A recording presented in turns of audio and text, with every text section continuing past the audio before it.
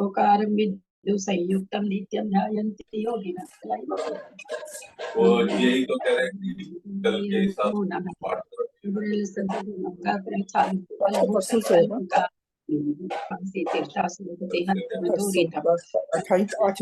अच्छा 8 तो कल है। कल दीदी आप नहीं कर लेंगे? निशा दीदी प्लीज आप नहीं कर लेंगे दीदी? के बाद वाले संडे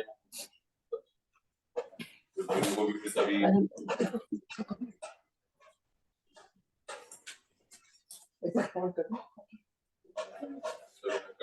निशा दीदी म्यूट कर लेंगे प्लीज? गुरुवे नमः परम्पराचार्य गुरुभ्यो नमः सकल कलुष विध्वसकं श्रेष्ठं परिवर्तकं धर्म सम्मानकं भक्तिपूर्णतारकं पुण्य प्रकाशितार्पणा सिंहितं शास्त्रं श्री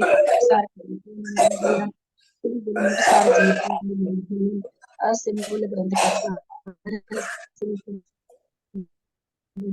वास्तव उत्तर ग्रंथकर्ता श्री गंधर देवा प्रतिगंधर देवा तेषां पचनुसारता मासाद्य श्रीमत देवी चंदाचार्य विधिचितमिदं शास्त्रं श्रोतार सावधानतया शृण्वन्तु मंगलम भगवान वीरो मंगलम गौतमो गणि मंगलम कुंद कुंदात्यो जयन्तर्मोस्तु मंगलम सर्वमंगल मंगल्यम सर्वकल्याणकारकं प्रधानं सर्वधर्माणां जयनं जयतु शासनं शासनं सरस्वती नमस्तुभ्यं वरदे कामरूपिणि विद्यारंभं करिष्यामि सिद्धिर्भवतु मे सदा। वात्संग जिनवानी माता की जय। परम मांगलिक ग्रंथ गोमटसार जी कर्मकांड जी की जय। परम मांगलिक ग्रंथ गोमटसार जी जीव कांड जी की जय। नेमी चंद्राचार्य की जय।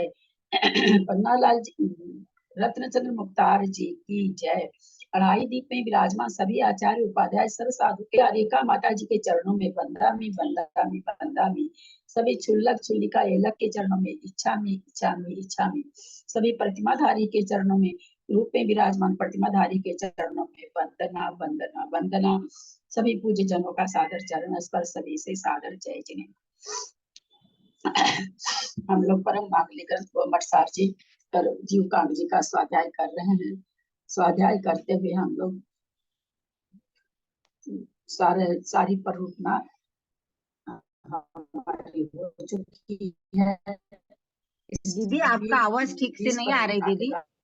दीदी प्रणाम करती हूँ दीदी, आपकी आवाज अच्छे से नहीं आ रही है, कट कट के आ रही है दीदी। दीदी आवाज कट कट कर आ रही है। सुन ही नहीं पा रहे जयश्री दीदी अपनी आवाज शायद दीदी।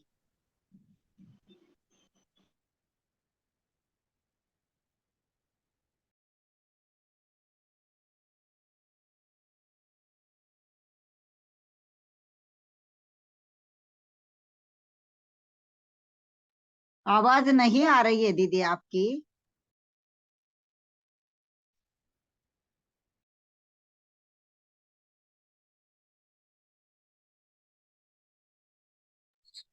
दीदी चुप है, बोल नहीं रही है।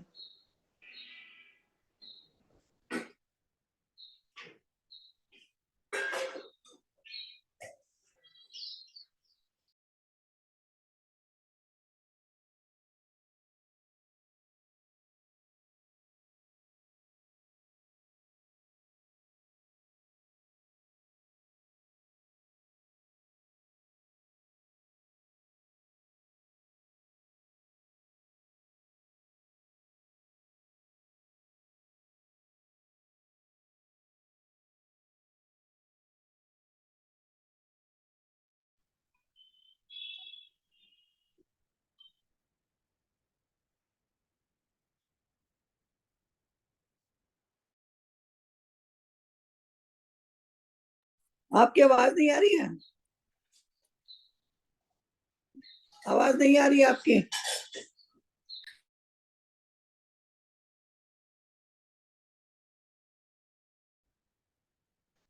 हेलो, अब आई है थोड़ी सी आवाज दीदी। अब आई है आवाज नहीं थोड़ी सी आवाज। हाँ, हम लोगों की आवाज आ रही है क्या दीदी आपको? आप लोग की तो बढ़िया आ रही है। जी जी जी, आपकी नहीं आ रही थी दीदी, अब आ रही है। सादर प्रणाम दीदी। तो नेट ऐसा ही चलता है आजकल, सब जगह नेट, जिसमें तो मोबाइल डाटा भी चला रखे हैं। नेमी चंद्राचार्य ने कोमरसाजी जीव कांड जी में 20 परूपना के द्वारा जीवों के आवाज नहीं आए तो बोलिएगा, बताया है। पुण्य स्थान, जी, जीव जी। समास, पर्याप्ति, प्राण, संज्ञा, गति, इंद्रिय, काय, योग, वेद, कषाय, ज्ञान, संजम, दर्शन, लेशा, भव्यत्व, सम्यत्व, संज्ञा, आहार और उपयोग। 20 परूपना हमारी हो चुकी है, अंतर्भाव अधिकार भी हो चुका है, आलाप दीदी अधिकार चल रहा है। दीदी मंगलाचरण नहीं हुआ। हाँ अभी कहा, एकदम अभी बोले तो, हाँ अभी नहीं हुआ है, अभी नहीं हुआ है। सिद्ध पणनीय शिरसा नेमिमु गुणरयन विभूषण महावीरम सम्मतरयण निलयम पैली समुकितनम गोच्छम सिद्धम शुद्धम पणनीय जिनिंद वर्णेमि चंद्रमकलंकम गुणरयन भूषण उदयम जीवस परुवणम गोच्छम। हम लोगों ने कल लास्ट में पढ़ा था, संयोग केवली के अपर्याप्त आलाप जब बना रहे हैं, पर वहां पर क्या घटा रहे हैं कि भाई वहां पर अपर्याप्त पना आप कैसे घटा रहे हो। तो उन्होंने क्या बताया था, किसके कारण घट रहा है यहाँ पर, योग की अपेक्षा, योग के कारण। अपेक्षा, क्योंकि वहां योग बदल रहा है।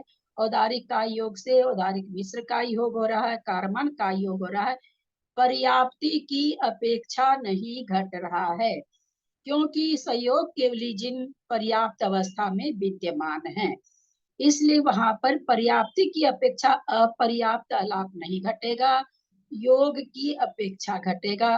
कल लास्ट में हम लोगों ने इसको समझा था। अब आगे 14 मार्गणाओं में आलाप, नरक गति में आलाप। सत्हनम पुड़वीणम ओगे मीचे यतिणयालावा पड़मा वीर देविता शेषानम पुनगा लाओ। सतहनम पुड़वीणम ओगे मीचम यतिणयालावा पड़मा वीर देविता शेषानम पुनगा लाओ।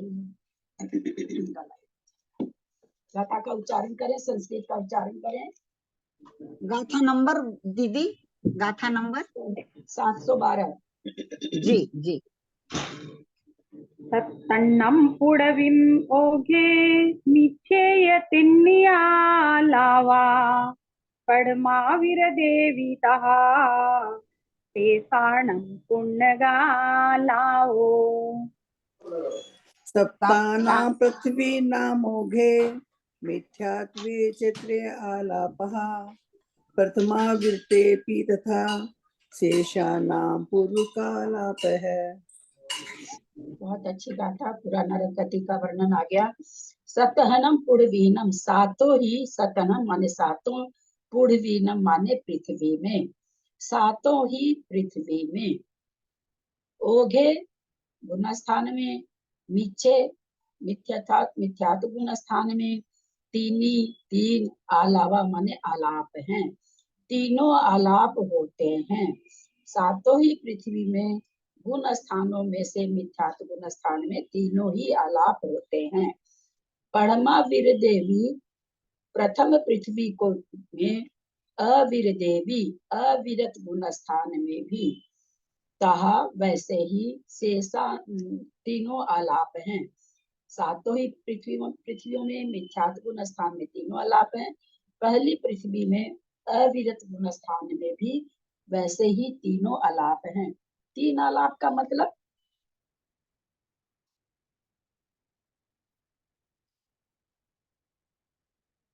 हाँ सामान्य पर्याप्त।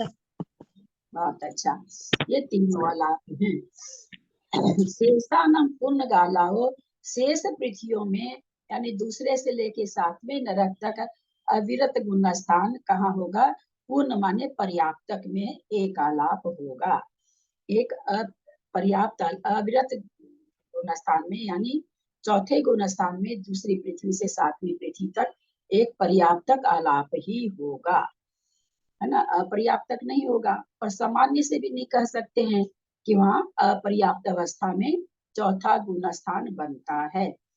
यद्यपि छाई समय दृष्टि जाते हैं, परंतु कहाँ जाते हैं? पहली पृथ्वी में जाते हैं, अथवा कृतकृत वेदक भी जाते हैं, वो भी पहले नरक तक ही जाते हैं। इसलिए वहां तो तीनों आलाप बन गए। परंतु अगर हम अविरत आलाप देखना, गुण स्थान देखना चाहेंगे, तो 2 से 7 पृथ्वी तक एक पर्याप्त आलाप ही बनेगा। सातों ही पृथ्वियों में गुण स्थानों में से मिथ्यात्व गुण स्थान में तीनों आलाप होते हैं।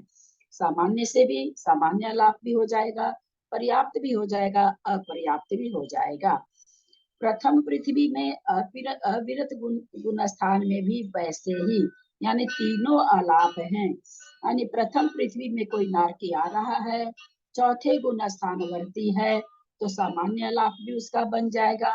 अपर्याप्त अवस्था में भी वो छाई सम्यक दृष्टि है, तो आलाप बन जाएगा चौथा गुण स्थान का, और पर्याप्त में तो आलाप हो ही जाएगा। शेष पृथ्वियों में यानी द्वितीय से सप्तम नरक तक अविरत गुण स्थान में एक पर्याप्त आलाप ही होता है। विशेषार्थ सर्व नरकों में नारकी मिथ्यात्व गुण स्थान में पर्याप्त व अपर्याप्त दोनों अवस्थाओं में पाए जाते हैं। अतः सर्व पृथ्वियों में मिथ्यात्व गुण स्थान में तीनों आलाप बन जाते हैं।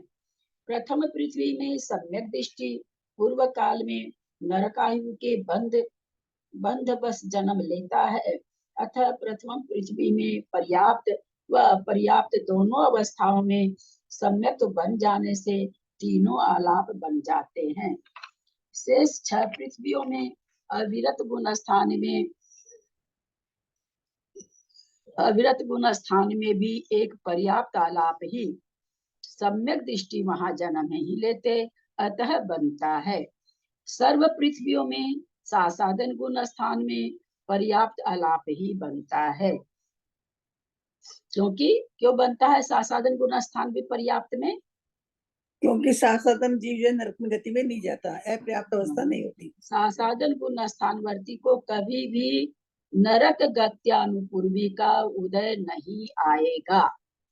सासादन गुण स्थानवर्ती को कभी भी नरक गत्यानुपूर्वी का उदय नहीं आएगा। बाकी तीनों गति का उदय आ सकता है, त्रियंच गत्यानुपूर्वी, मनुष्य गत्यानुपूर्वी, देव गत्यानुपूर्वी, परंतु नरक गत्यानुपूर्वी का कभी भी उदय नहीं बनेगा।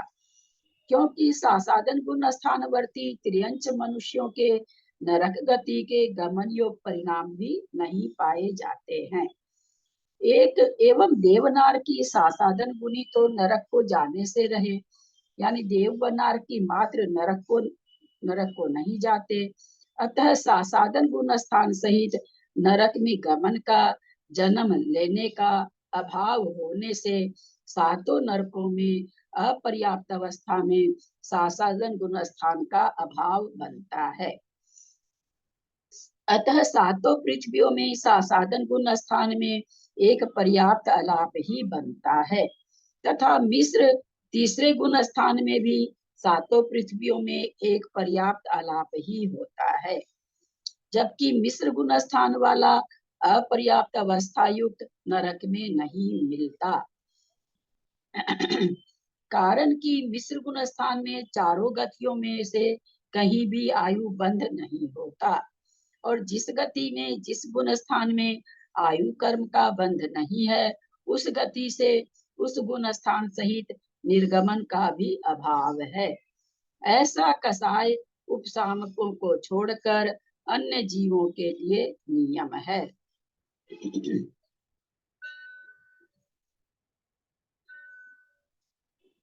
ये क्या कह रहे हैं यहाँ पर, एक अलग सा सिद्धांत दे दिए। जिस गति में जिस गुण स्थान में आयु कर्म का बंध नहीं है, उस गति से उस गुण स्थान सहित निर्गमन का भी अभाव है। ये तो अपने को समझ में आ गया।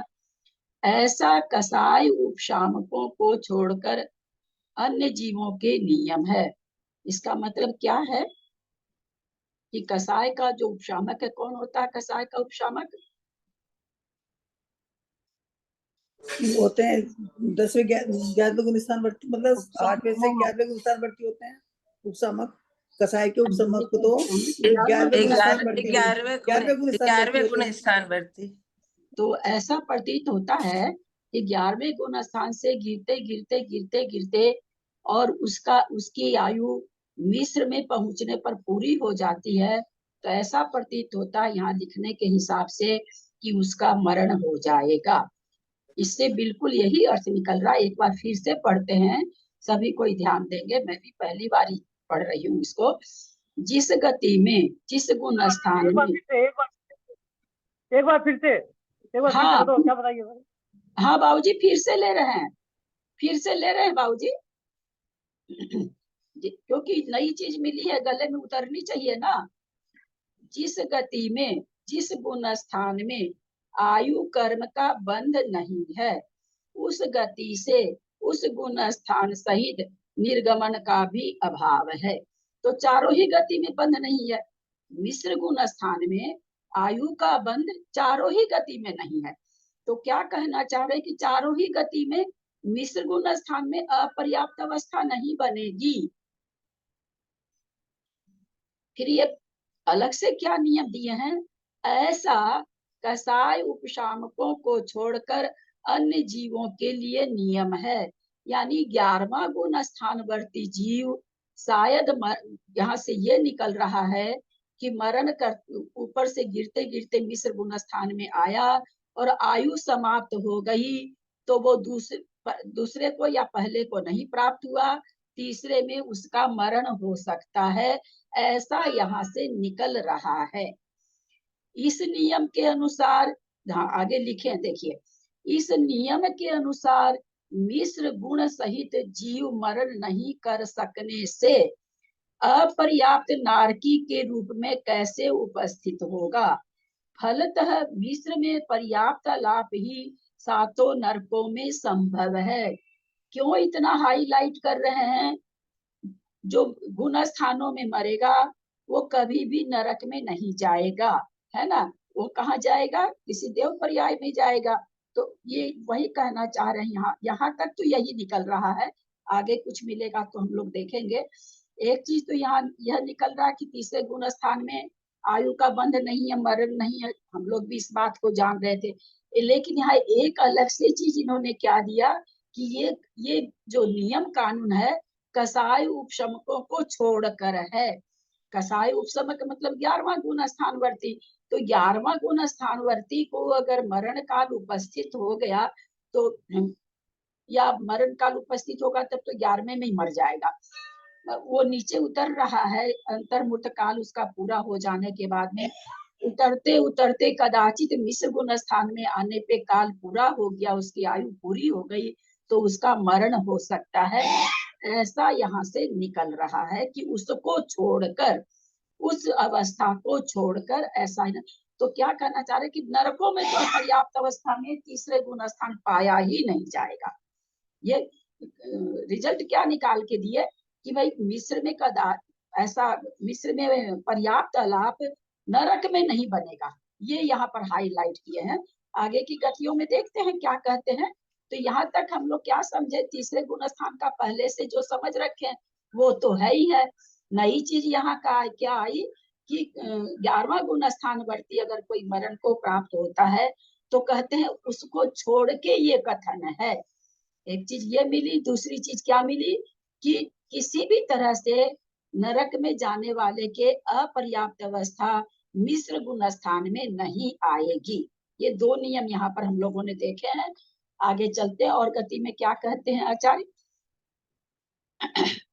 क्योंकि अपर्याप्त काल में मिश्र गुण स्थान के अस्तित्व को बताने वाले आगम का अभाव है। फिर और क्या रिजल्ट निकाल के दे रहे हैं कि अपर्याप्त अवस्था में तो मिश्र गुण स्थान पाया ही नहीं जाएगा। ये रिजल्ट भी निकाल के दे दिया इन्होंने, है ना। तो अभी जो एक पंक्ति यहाँ आई, ऐसा कसाय उपशामकों को छोड़कर अन्य जीवों के साथ कहा है। हम आज बोल के देखेंगे। अभी ऐसे नहीं बन सकता, ऐसा मतलब मुझे लग रहा है कि ऐसा हो सकता है। पिछला जी, एक मिनट, 7 7 नंबर ही है ना, नीचे 7 नंबर दिखा नहीं रहा है। 6 7 5 धवला नंबर है, पुस्तक 5 नंबर है। 6 7 है, 7 है, वो तो दूसरा है, ऊपर वाला उपशामक वाला 7 है। धवला पुस्तक 6 से है, ध्यान रहा तो मैं आज खोज के देखूंगी, वहां कुछ मिलेगा तो। हाँ, क्या बोल रहे हैं त्रिशला जी? मैं ये कह रही थी कि इस लाइन को पढ़ के मुझे तो ऐसा लगा कि जैसे इन्होंने बताया ना कि जिस गुण स्थान में आयु कर्म का बंध नहीं है, उस गति से उस गुण स्थान सही निर्गमन का भी अभाव है। ऐसा कसाई उपसामकों को छोड़कर, मतलब जिस गति में आयु कर्म का बंध तो नहीं है, उपसामकों को मतलब जो है नीचे आते हैं, 11वें में आते हैं, लेकिन वहां पे उनकी मृत्यु है, ऐसा मुझे लगा कि इसमें मतलब हाँ वहां मृत्यु है। मैं भी तो यही समझाई 5 बार पढ़ पर के, वो मिस्र में आने वाली बात, 11वें गुण स्थान से गिरते गिरते गिरते तीसरे में आए तो कदाचित वही समय हो जाए मृत्यु का। भाभी इसमें मिस्र के आने वाली बात तो मुझे नहीं लगी ना, मिस्र में आने वाली बात नहीं लग रही इसमें। तो सिर्फ ये बताया कि जिस गुण स्थान में आयु कर्म का बंध नहीं है, उस गति से गुण स्थान सहित निर्गमन का भी अभाव है। लेकिन कसाय उपसमकों में ऐसा नहीं है, तीसरे गुण स्थान की बात नहीं हो रही यहाँ पे। यहाँ इसका बात ये हो रही है कि जिसमें आयु कर्म का बंध नहीं है, उस स्थान से निर्गमन नहीं होता, लेकिन उपसमकों का हो सकता है।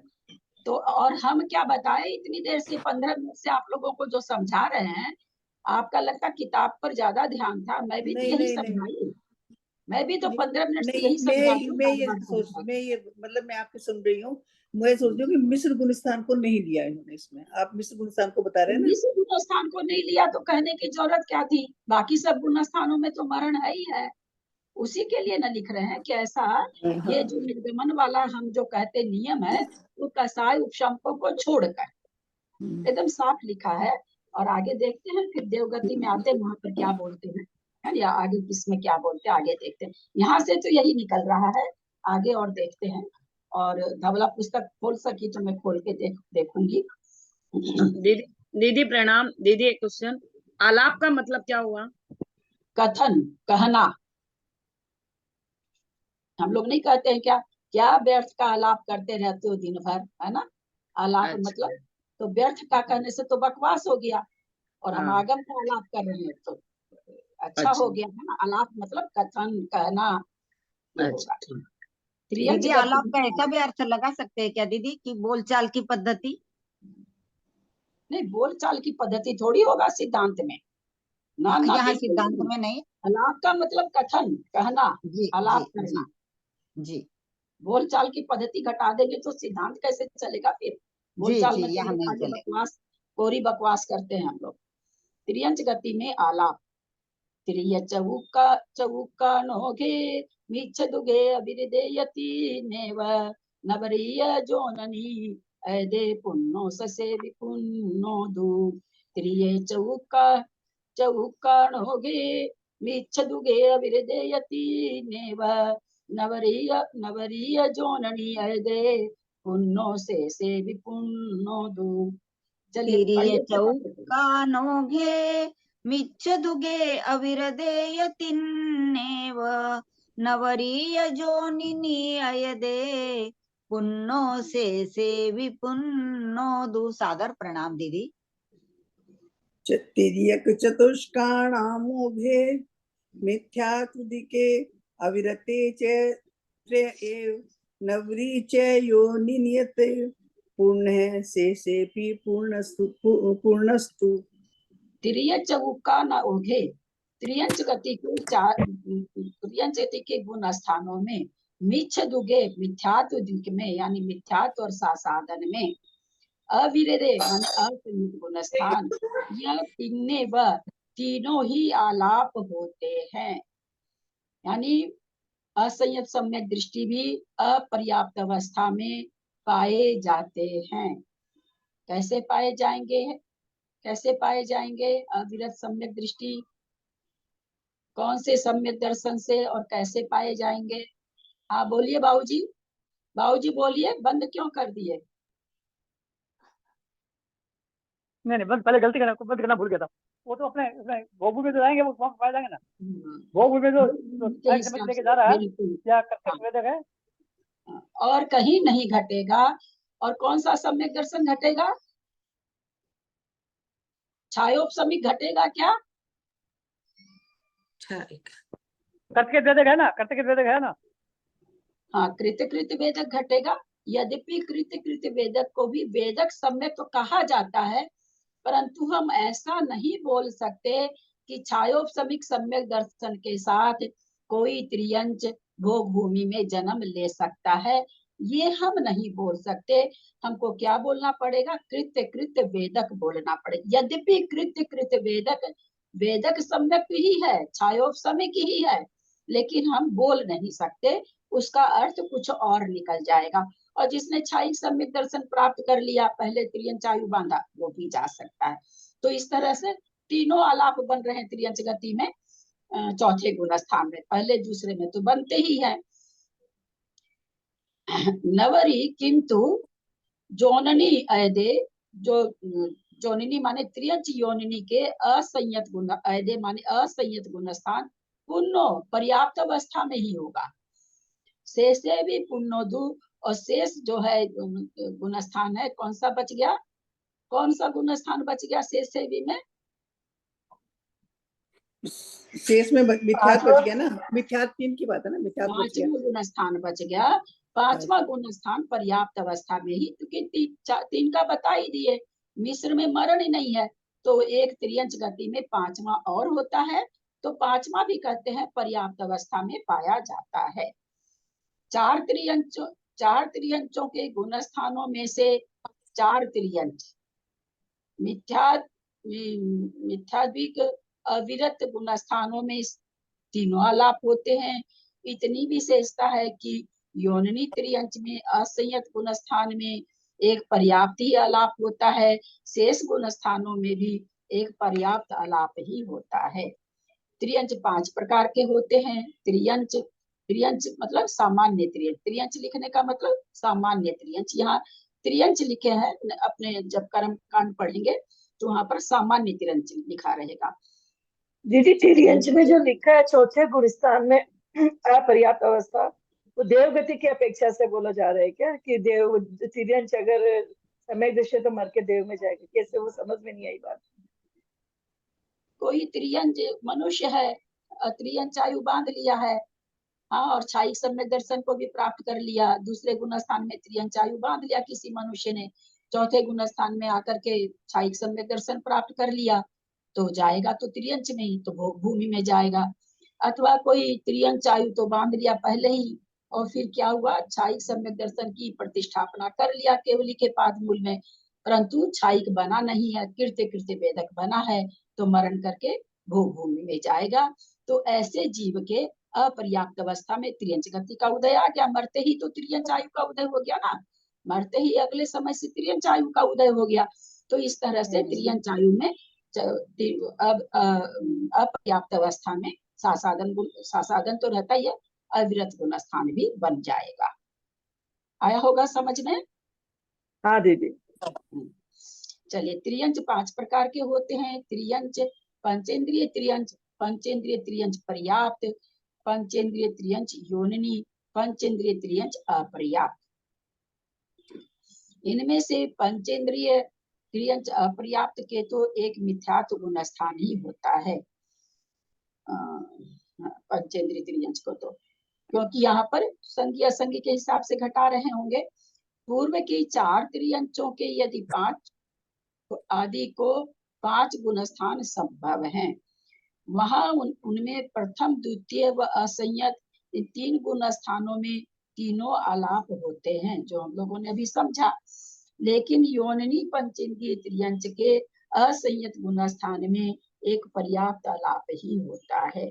असंयत गुण स्थान में उसको अपर्याप्त नहीं होगा, क्योंकि हम लोग जान चुके हैं कि असंयत गुण स्थान में अपर्याप्त अवस्था में भी भाव से स्त्री वेद नहीं होता, क्योंकि सम्यक्त्व कभी योनिनी में सम्यक्त्व कभी योनिनी में जन्म नहीं लेता, जिससे कि निवृत्ति अपर्याप्त योनिनी के भी सम्यक्त्व बन जाए, तथा शेष यानी तीसरे व पंचम गुण स्थान में मूल ओघवत गुण स्थानों में कथन के समान ही एक पर्याप्त आलाप ही जानना चाहिए। चले, इसमें अपना सारा समझा हुआ है, कुछ नहीं दीदी समझ में आया। हाँ दीदी प्रणाम। ये पांचों त्रियंच में क्या मतलब हुआ, ये नहीं समझ में आया। पांचों त्रियंच के नाम दिए तो इनमें क्या फर्क हुआ या क्या डेफिनेशन हुआ इनका? त्रियंच में, त्रियंच बोलने से सब तरह के त्रियंच हो गए, है ना, स्त्री हाँ पुरुष, है ना, जितने भी तरह के सब हो गए। पंचेंद्रिय त्रियंच बोलने से केवल पंचेंद्रिय त्रियंच का मतलब संगी असंगी कोई भी पंचेंद्रिय, तो यहाँ पर असंगी घट जाएगा। फिर पंचेंद्रिय त्रियंच पर्याप्त, जो पर्याप्ति पूर्ण कर लिया है। पंचेंद्रिय त्रियंच योनिनी, जो पंचेंद्रिय त्रियंच तो है, जैसे क्या गाय है ना, घोड़ी है, कुत्ती है, ये सब क्या है, योनिनी त्रियंच। ये द्रव्य से हम बता रहे हैं, ऐसे भाव से भी होता है, पुरुष वेदी होते हुए भी भाव से स्त्री वेद हो सकता है। और हम जो भी बोले यहाँ पर पंचेंद्रिय त्रियंच योनिनी यहाँ पर वेद के हिसाब से ही, इसके सॉरी द्रव्य वेद के हिसाब से है। पंचेंद्रिय त्रियंच अपर्याप्त और अपर्याप्त अवस्था है, ये पंचेंद्रिय त्रियंच के 30 तरह से कहते हैं। आगे मनुष्य में भी आएगा, मनुष्य में पंचेंद्रिय त्रियंच, पंचेंद्रिय मनुष्य करके आलाप नहीं आएगा, क्योंकि मनुष्य असंगी नहीं होते हैं, इसलिए आगे मनुष्य में भी इसी तरह के आलाप आने वाले हैं। अच्छा ठीक, यही यार पहली बार सुने इसीलिए समझ में नहीं आया। हाँ, तो ये कर्म कांड जी का सब्जेक्ट है ये सब। तेरे छियल दिय पज्जते एक को अपना लाओ, मूलोगम मनुसतिये मनुषिनी अयदमी पज्जतो। तेरे छियल दिय पज्जते एक को अपना लाओ, मूलोग मनुसतिये मनुषिनी अयदमी पज्जतो। तेरी छियल धिय पज्जते एको पुनलावो, मूलोग मनुसत्तिये। तीर्यकलब्ध पर्याप्ते एकः अपूर्णः मूलोघम मनुष्य त्रिके मानुष्य से पर्याप्त। प्रणाम दीदी। तेरी लब्धि अपज्जते, त्रियंचों में लब्ध अपर्याप्तकों में एक को एक अपूर्ण अपर्याप्त अपर्याप्त आलाओ मने आलाप होता है। त्रियंच लब्ध पर्याप्तक में एक अपर्याप्त अपूर्ण माने अपूर्ण, अपूर्ण माने अपर्याप्त आलाप ही होता है। मूलोगम मनुष्य, मनुष्य में मूल मतलब मूल के गुण स्थान के समान, तीय माने 3 गुण स्थान में तीनों आलाप हो जाते हैं। मूलोक के समान आलाप है, माने 3 आलाप होते हैं, 3 आलाप में मूलोक के समान आलाप हैं। तीनों आलाप मूल गुण स्थान के समान हैं। मनुष्यनी अयदम्य पज्जतो, परंतु इतनी विशेषता है कि मनुष्यनी में असंयत गुण स्थान पर्याप्त में ही होता है। यानी मनुष्यनी का एक ही आलाप है, असंयत गुण स्थानवर्ती मनुष्यनी का एक ही आलाप है। त्रियंच लब्ध पर्याप्तक में एक अपूर्ण अपर्याप्त आलाप ही होता है। मनुष्यों में 3, इसको जैसा लगाइए ना, ये बंद हो रहा है।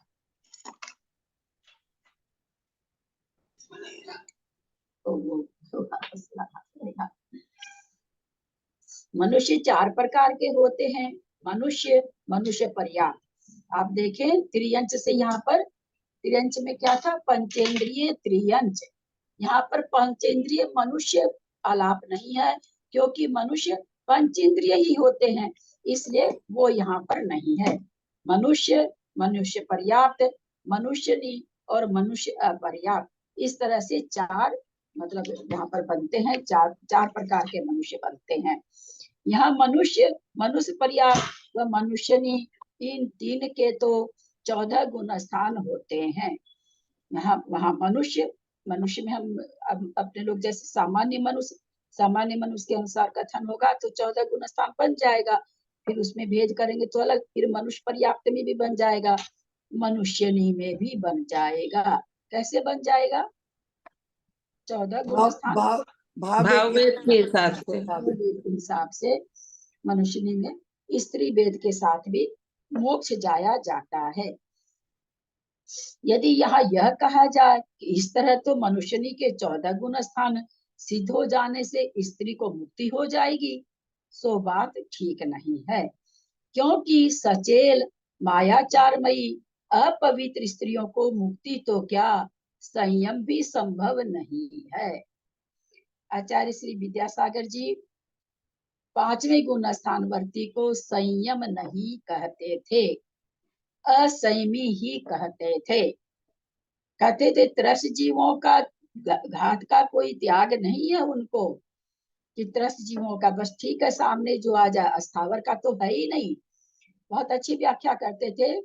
हालांकि माता जी लोग थोड़ा गुनगुन करती थी उनके इस व्याख्यान से, पर वो तो ये व्याख्यान ही देते थे कि 5वां गुण स्थानवर्ती असंयमी है। यहाँ तो भाव भेद का प्राधान्य है, द्रव्य भेद का नहीं। अतः उक्त तीनों भेदों में 14 गुण स्थान बन जाने से गुण स्थान में संभव आलापों के समान ही आलाप है। शेष कथन सरल है। हमको नहीं लग रहा कि जो अपने को शंका आई है वो कुछ मिलेगा। मैं धवला पुस्तक में देखने की कोशिश करूंगी। मनुष्य निपमत बिरदे आहार दुगम तुनति नियमेण अवगद वेदे मनुष्यनी सन्ना भूगदिमा सेज। मनु बहुत अच्छी गाथा। मनुष्य निपमद बिरदे आहार दुगम तुनति नियमेण अवगद वेदे मनुष्यनी सन्ना भूद गदिमा सेज। मनुष्य निपमत विरते आहार दुगम तु नथि नियमेण अवगद वेदे अनुसीणी सन्नाभूत गदिमा सेज। मनुष्यां प्रतिभमत विरते आहार्दिकं तु नास्ति नियमेन अवगत वेदायां मनुष्यां संज्ञा भूत गति मा साध्य। मनुष्यनी प्रमद विरते, मनुष्यनी के प्रमत विरत में आहार दुगम आहारक द्विका नत्थि नियमेन नियम से नहीं है। आहार द्विका क्या नहीं है? बंध सत उदय क्या नहीं है? मनुष्य नहीं। पहले पूरा सुनिए, मैं बोलूं जब तक प्रश्न का उत्तर देने की कोशिश नहीं करें। मेरा प्रश्न है, यहाँ पर लिख रखे हैं मनुष्यनी के प्रमत विरत गुण स्थान में नियम से आहारक द्विक नहीं है, सत्व नहीं है, कि बंध नहीं है, कि उदय नहीं है, कि तीनों नहीं है, कि कुछ है? तीनों नहीं है दीदी। नहीं, छठे गुण स्थान में तो ना सत और उदय होता है, उदय और सत होता है। उदय तो नहीं है, उदय नहीं है क्योंकि बंध तो सातवें में होता है। प्रमद की बात है यहाँ पे। हम आपको वेद के साथ घटा रहे हैं, इसलिए आप ये छठा गुण स्थान मत लगाइए। मैं वेद घटा रही हूँ, मैं गुण स्थान नहीं घटा रही हूँ। तो नहीं है, समझिए, है ना? प्रश्न खूब बढ़िया से समझिए। वो ठीक है कि छठे गुण स्थान में उदय आएगा, इसमें कोई तो मत नहीं है। लेकिन हम ये कहना चाह रहे हैं भाव से स्त्री वेदी के आहारक द्विक का। अब चलिए एक एक सब कोई म्यूट रखे और हाँ में 1 अंगुली दिखाएंगे, ना में 2 अंगुली दिखाएंगे। स्त्री वेदी प्रमत वीरत के भाव से स्त्री वेदी प्रमत वीरत के आहारक दिक का बंध है, 1 अंगुली दिखाइए। बंध नहीं है तो 2 फिंगर दिखाइए।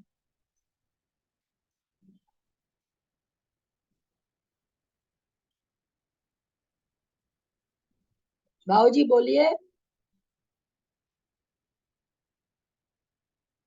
आहारक द्विक का बंध क्या कहना चाह रहे? बंध है ये कहना चाह रहे हैं ना? हम खुद ही बोल के भूल गए। हमने 2 अंगुली में बंध है कहा था ना, बंध नहीं कहा था क्या? मतलब आप लोगों का हाँ क्या बाबूजी? बंद नहीं है बोले तो। हाँ बंद नहीं है बोले थे। और सुन लीजिए, ये सब कर्म बाबूजी मैं कर्म कांड हल्का करती जा रही हूँ। प्रमत गुण स्थान में भाव स्त्री वेदी को आहारक द्विक का बंध है, है है है है है है, एकांत से है। अगर कोई होगा सातवें में, छठे में नहीं होगा बाबूजी, उदय में नहीं आएगा। हाँ, जैसे मान लीजिए कोई मुनि महाराज है, चौथा काल है, 7वें गुण स्थान में आहार द्विक का बंध कर लिए, और वो स्त्री वेदी हैं। अब वो छठे में आके सोचे मैं उदय में ले आऊं, उदय में नहीं ला सकते। उदय में लाने के लिए उनको भाव से पुरुष वेद होना पड़ेगा। सेम कथन और किस प्रकृति के लिए है? एकदम एकदम बिल्कुल सेम टू सेम किस प्रकृति के लिए है? तीर्थंकर प्रकृति के लिए। तीर्थंकर प्रकृति के लिए। तीर्थंकर प्रकृति भी भाव से स्त्री वेदी को बंध सकती है, परंतु नियम से उदय पुरुष वेदी को ही आएगी। नपुंसक वेदी को भी बंध सकती है और स्त्री वेदी को भी, है ना। तो हमेशा ध्यान रखें ये तीन प्रकृतियां बहुत ही अनहोनी भी है, बहुत अद्वितीय प्रकृति है, जिसमें तीर्थंकर प्रकृति की तो कुछ कहना ही नहीं है, तीनों लोकों में ढोल बजाने वाली है, परंतु बंध इसका तीनों वेद के साथ है। उदय के लिए पुरुष वेद चाहिए। फिर ध्यान से रखिएगा, भाव की बात चल रही है, द्रव्य में मत घटा लीजिएगा कि द्रव्य स्त्री वेदी माता जी लोग है ना, क्या आहार का बंद कर ली, ऐसा नहीं घटा लीजिएगा, ठीक है। चले आगे। तो भाभी सत्वी होगा, सत्वी रहेगा, सत्व भी बन जाएगा ना। हाँ फिर सत्य बन जाएगा। तो सत्व जब हमने जब पर्स में रुपया रख लिए तो नहीं खर्चा करेंगे तो पड़ा ही है ना रुपया। क्या होगा फिर? मान लिए ऐसे मुनि महाराज जो स्त्री वेदी थे, आहारक का बंद कर लिए, अब उस पर्याय में तो उधर से आने से रही और वह छठे सातवें गुण स्थान में है, तो हमको ये बताइए उस प्रकृति का कुछ होगा क्या? फिर से ध्यान से पहले प्रश्न सुनिएगा, तुरंत जवाब देने की कोशिश नहीं करेंगे। मुनि महाराज हैं, सातवें गुण स्थान में आहारक का बंद कर लिए, भाव से स्त्री वेदी हैं, उस प्रकृति का उस पर्याय में क्या होगा? उद्वेलना होगी। उद्वेलना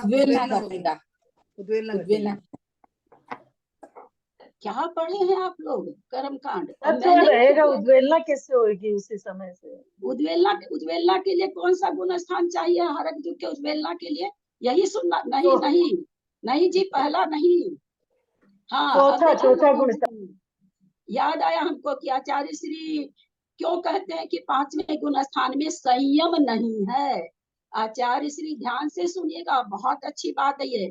क्या तर्कना उनकी है आचार्य श्री की कि पांचवें गुण स्थान को असंयम क्या दिया गया कि आहारक की उद्वेलना का प्रत्यय असंयम है। आहारक की उद्वेलना का प्रत्यय असंयम है और पांचवें गुण स्थान में आते ही उद्वेलना शुरू हो जाती है। इसलिए आचार्य श्री का कहना है कि पांचवें गुण स्थान में संयम नहीं है। बात समझ में आई कि नहीं?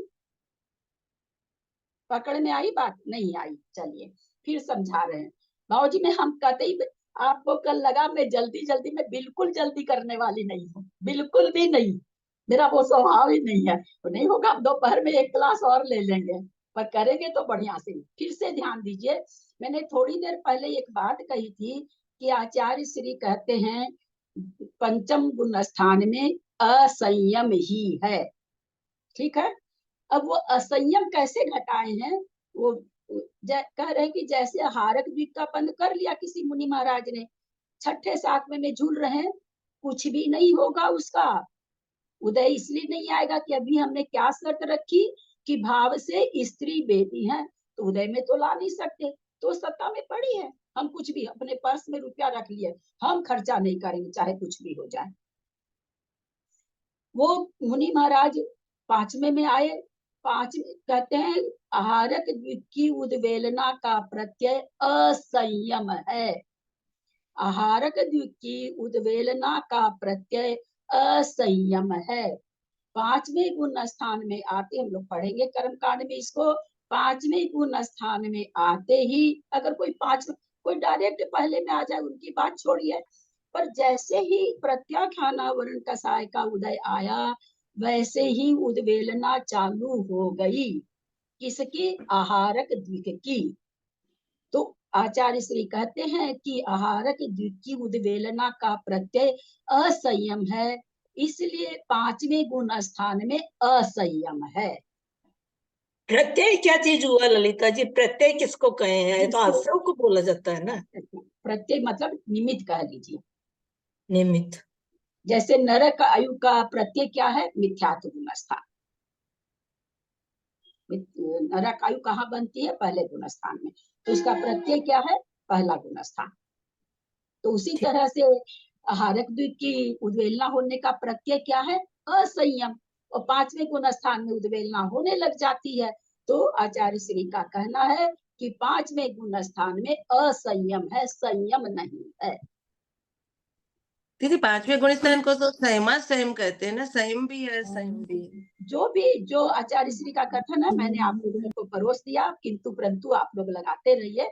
आचार्य श्री का ढोल बजा के ये कथन है, और ये इस हिसाब से घट भी रहा है कि अगर आप पांचवें गुण स्थान में संयम मान रहे हो तो फिर उद्वेलना क्यों करा रहे हो? आहारक द्विक की उद्वेलना क्यों हो रही है पांचवें गुण स्थान में? संयम के साथ उद्वेलना नहीं है आहारक द्विक की। एक पूर्व कोटि अगर मुनि रह जाए तो भी उद्वेलना नहीं होगी। ऐसा का ऐसा सत्व पड़ा रहेगा, कुछ भी नहीं होगा। मान लीजिए उन्होंने 5000 निषेक बांधे तो 5000 निषेक वैसे के वैसे पड़े रहेंगे, कुछ भी नहीं होगा। पांचवा गुण स्थान आते ही उद्वेलना चालू हो जाएगी। मान लीजिए कोई पांचवें गुण स्थान में बहुत दिन तक रह गए, तो हालांकि उद्वेलना होने में असंख्यात वर्ष लगता है, और फिर वो मरण को प्राप्त होकर के और चले गए, किसी भी गति में चले गए, वहां उदय में बनेगा नहीं, तो ये बन जाए, उद्वेलना हो जाएगी उसकी। एक आयु में तो हो नहीं सकती ना, असंख्यात वर्ष लगता है उद्वेलना होने में। दीदी प्रणाम करती हूँ। इसको हम ऐसा समझे दीदी कि जो पांचवा गुणस्थान है उसमें जो आंशिक संयम है वो इसकी उद्वेलना रोकने में समर्थ नहीं है, कह सकते हैं। आहारक द्विक की। हाँ हाँ, ये भी कह सकते हैं, बिल्कुल जी। तो आचार्य सादर श्री प्रणाम ने दीदी। कल्पना दी थी पांचवें गुण स्थान को, वो हमेशा ही कहते थे। हालांकि दीदी लोग तो बेचारी क्या बोलेगी, पर माता जी लोग को थोड़ा नहीं अच्छा लगता था। नेचुरली कैसे अच्छा लगेगा, नहीं लगना चाहिए असंयम अगर बता रहे हैं तो। वो कितनी माता जी आचार्य श्री के संग में, तो थोड़ा सा उन लोग को लगता था कि आचार्य श्री ऐसे कैसे बोलते हैं, तो आचार्य श्री ये तर्कना देते थे। लेकिन बहुत सही बैठती है दीदी, ये तर्कना सही बैठती है। हाँ सही तो नहीं है, सही है। हम आपको आगे का कर्मकांड फिर करें, हम अपना हल्का करें, कर्मकांड में सारी चीज आने वाली है, वहां पर आप लोग फटाफट समझ जाओगे बिना समझाए। जी जी जी। अच्छा भाभी एक बात सुनो, अगर स्त्री वेदी है तो स्त्री वेदी में उद्वेलना, मैंने तो खैर मुझे नहीं पता था संयम में होती है, मतलब मैंने समझा स्त्री वेदी है तो वो उद्वेलना करते रहेंगे, तो इसका मतलब स्त्री वेदी में तो उद्वेलना होने का मतलब नहीं, जब क्योंकि असंयम में होगी। हाँ असंयम में होगी। वेद के कारण उद्वेलना नहीं होती है, संयम असंयम के कारण उद्वेलना होती है ना। वेद का वेद प्रत्यय होता उद्वेलना का तो हो जाता है, वेद प्रत्यय नहीं है। वेद प्रत्यय कहाँ है? उदय में आने के लिए निमित्त है वेद, उद्वेलना के लिए नहीं है। उद्वेलना के लिए संयम है, असंयम होने से उद्वेलना होती है, क्योंकि संयम में बंधी है। जो प्रकृति संयम में बंधेगी, असंयम में आने से उद्वेलना हो जाएगी उसकी। दीदी मृत्यु अच्छा होते ही एक बात सुनो, अगर मान लो जैसे वो विदेह क्षेत्र का जीव है और उस समय उसने मतलब परिणाम इतने शुद्धि हो गए, हार्दिक उनके उसमें पड़ा हुआ था, मतलब बंद में पड़ा हुआ था, उदय में नहीं आया क्योंकि स्त्री वेदी थे, लेकिन उसके बाद में फिर उनकी उन्हें केवल ज्ञान मतलब ऊपर पड़ जाते हैं, रखे होते हैं, तो वो उनके सत्ता में मतलब होके बाद में जब खत्म होना होगा तो खत्म होगा, पड़ा रहेगा। जैसे जैसे कर्म बिच्छू की 14वें गुण स्थान के प्रथम समय में सारी बिच्छुन हो जाएगी, सत्व बिच्छुति हो जाएगी। हाँ, और अगर जैसे इस भाव में मुनि महाराज ने बांधी, जो जिस फिर वो संजोग से मर करके मान लीजिए विदेह क्षेत्र में चल, अभी कोई मुनि महाराज मान लीजिए आहारक द्विक का बंद कर लेते हैं स्त्री वेद के साथ, अभी तो होता नहीं शायद पांचवें काल में, लेकिन मान लेते कि अगर हुआ तो विदेह क्षेत्र में मान लीजिए मिथ्यात्व के साथ जन्म ले लिए। जन्म लेने के बाद में उन्होंने, क्योंकि अभी सम्यक तो था, सम्यक प्रकृति को उदय में ले आए, मुनि बन गए, और पुरुष वेदी अगर हो गए तो फिर वो अभी की बांधी हुई प्रकृति उस भाव में उदय में ला सकते हैं, क्योंकि उद्वेलना होने के लिए असंख्यात वर्ष चाहिए।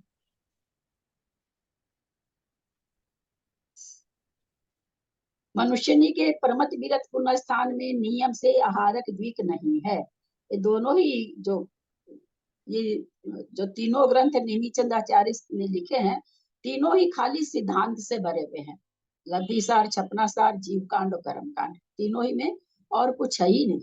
लब्धिसार में तो और एक एक समय का व्याख्यान करके करते हैं दीदी यहाँ पे बताया है कि मनुष्यनी के प्रमद विरत गुण स्थान में नियम से आहार्दिक नहीं है, तो यहाँ पे नियम से नहीं है तो सत्व भी मान सकते हैं? नहीं, कहने का नियम मतलब से नहीं है मतलब क्या हुआ? उदय नहीं है, खाली के उदय अपेक्षा। को मानेंगे क्या? हाँ, अपगत वेद में मनुष्यनी के जो मैथुन संज्ञा कही है वह भूत गति न्याय की अपेक्षा कही है। देखिए आगे क्या कह रही है इसके लिए, भाव स्त्री व द्रव्य पुरुष ऐसी मनुष्य ने प्रमत विरत नामक छठे गुण स्थान में, भाव स्त्री व द्रव्य पुरुष ऐसी मनुष्यनी में प्रमत विरत नामक छठे गुण स्थान में आ गई। आपका शंका का समाधान आ गया मंजू जी। मुझे कभी कभी लगने लगता है कि सबको, आप लोग को ये तो नहीं लगता कि मैं गलत बता रही हूँ। छठे गुण स्थान में आहारक शरीर, आहारक अंगोपांग का उदय नियम से नहीं हो सकता। आ गई ये बात, उदय के लिए है, बंद के लिए नहीं है। शंका, मनुष्यों के आहारक का योग आहारक मिश्र का योग नहीं होने का क्या कारण है? समाधान, यद्यपि जिनके भाव की अपेक्षा स्त्री वेद और द्रव्य की अपेक्षा पुरुष वेद होता है, वे भाव स्त्री जीव भी संयम को प्राप्त होते हैं, किंतु द्रव्य की अपेक्षा स्त्री वेद वाले मनुष्य संयम को प्राप्त नहीं होते। ठीक है, ये तो जान रहे हम लोग, क्योंकि सचेल तथा वस्त्र सहित होते हैं। फिर भी भाव की अपेक्षा स्त्री वेदी, द्रव्य की अपेक्षा पुरुष वेदी संयमधारी मनुष्यों के आहारक रिद्धि उत्पन्न नहीं होती। इसलिए स्त्री वेद वाले मनुष्यों के आहारक द्विक के बिना 11 योग कहें, क्योंकि योग बनेगा ही नहीं। योग कब होगा? जब आहारक शरीर निकालेंगे तब तो आहारक योग होगा। तो कह रहे हैं इसलिए स्त्री वेदी मनुष्यों के 11 योग ही होते हैं, 2 आहारक योग उनके नहीं होते हैं। तू शब्द से यह लेना है कि इसके मनुष्यनी के मन प्रिय ज्ञान व परिहार विशुद्धि भी, ये दोनों संयम तो जब भी होंगे भाव से पुरुष वेदी को ही होंगे, ये होंगे भी। वो तो दोनों बंध तो हो सकती है, यहाँ पर ये दोनों का मन प्रिय परिहार विशुद्धि का भी जो उदय है किसको होगा? जो पुरुष वेदी होगा उनको ही। अर्थात मनुष्यनी के मन प्रिय के बिना 7 ज्ञान, परिहार विशुद्धि के बिना 6 संयम संभव है। क्या मनुष्यनी के आहारक शरीर नामकर्म का उदय और आहारक अंगोपांग नामकर्म का उदय भी नहीं हो सकता?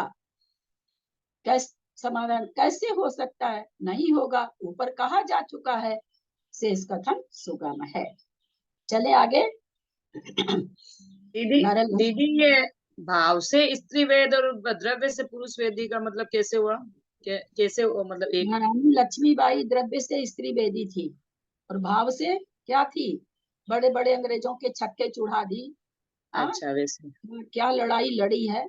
ये तो हो गया स्त्री होके पुरुष वेदी। कितने पुरुषों को देखोगी घर में, किसी का अपने परिवार बड़ा तो घर में ही देखने को मिल जाता है, बाप तो बेटी जा रही ससुराल तो रो रो के पागल हो रहा है, और माँ ठीक है दुखी हो रही है, बेटी जा रही है पर एकदम अपने को संयमित कर रखी है, पुरुष वेदी है भाव से।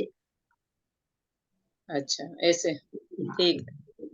जो शरीर की रचना को द्रव्य वेद कहते हैं, शरीर से पुरुष है लेकिन स्त्रियों जैसे काम कर रहे हैं, वैसे परिणाम से वेद होता है, मोक्ष में वो वेद गिना जाता है ना। मोक्ष में जाएगा तो द्रव्य से पुरुष वेदी ही, लेकिन भाव से वेद का यहाँ पर कथन चल रहा है कि जाएगा तो मोक्ष पुरुष वेदी, द्रव्य से पुरुष वेद होगा, उसी को छठा गुण स्थान होगा। माता जी लोग तो 5वें तक ही रहती हैं, तो वो तो है ही कन्फर्म, लेकिन पुरुष वेद होते हुए भी भाव से स्त्री वेदी हो सकता है, तो उसको ये सब नहीं होगा। जो द्रव्य से स्त्री वेद है, भाव से पुरुष वेद है, तो वो भी नहीं जा सकती छठे गुण स्थान में। हाँ, नहीं भाव से कोई नहीं, भाव से जा सकते हैं, भाव से कोई भी होने से मोक्ष जा सकते हैं।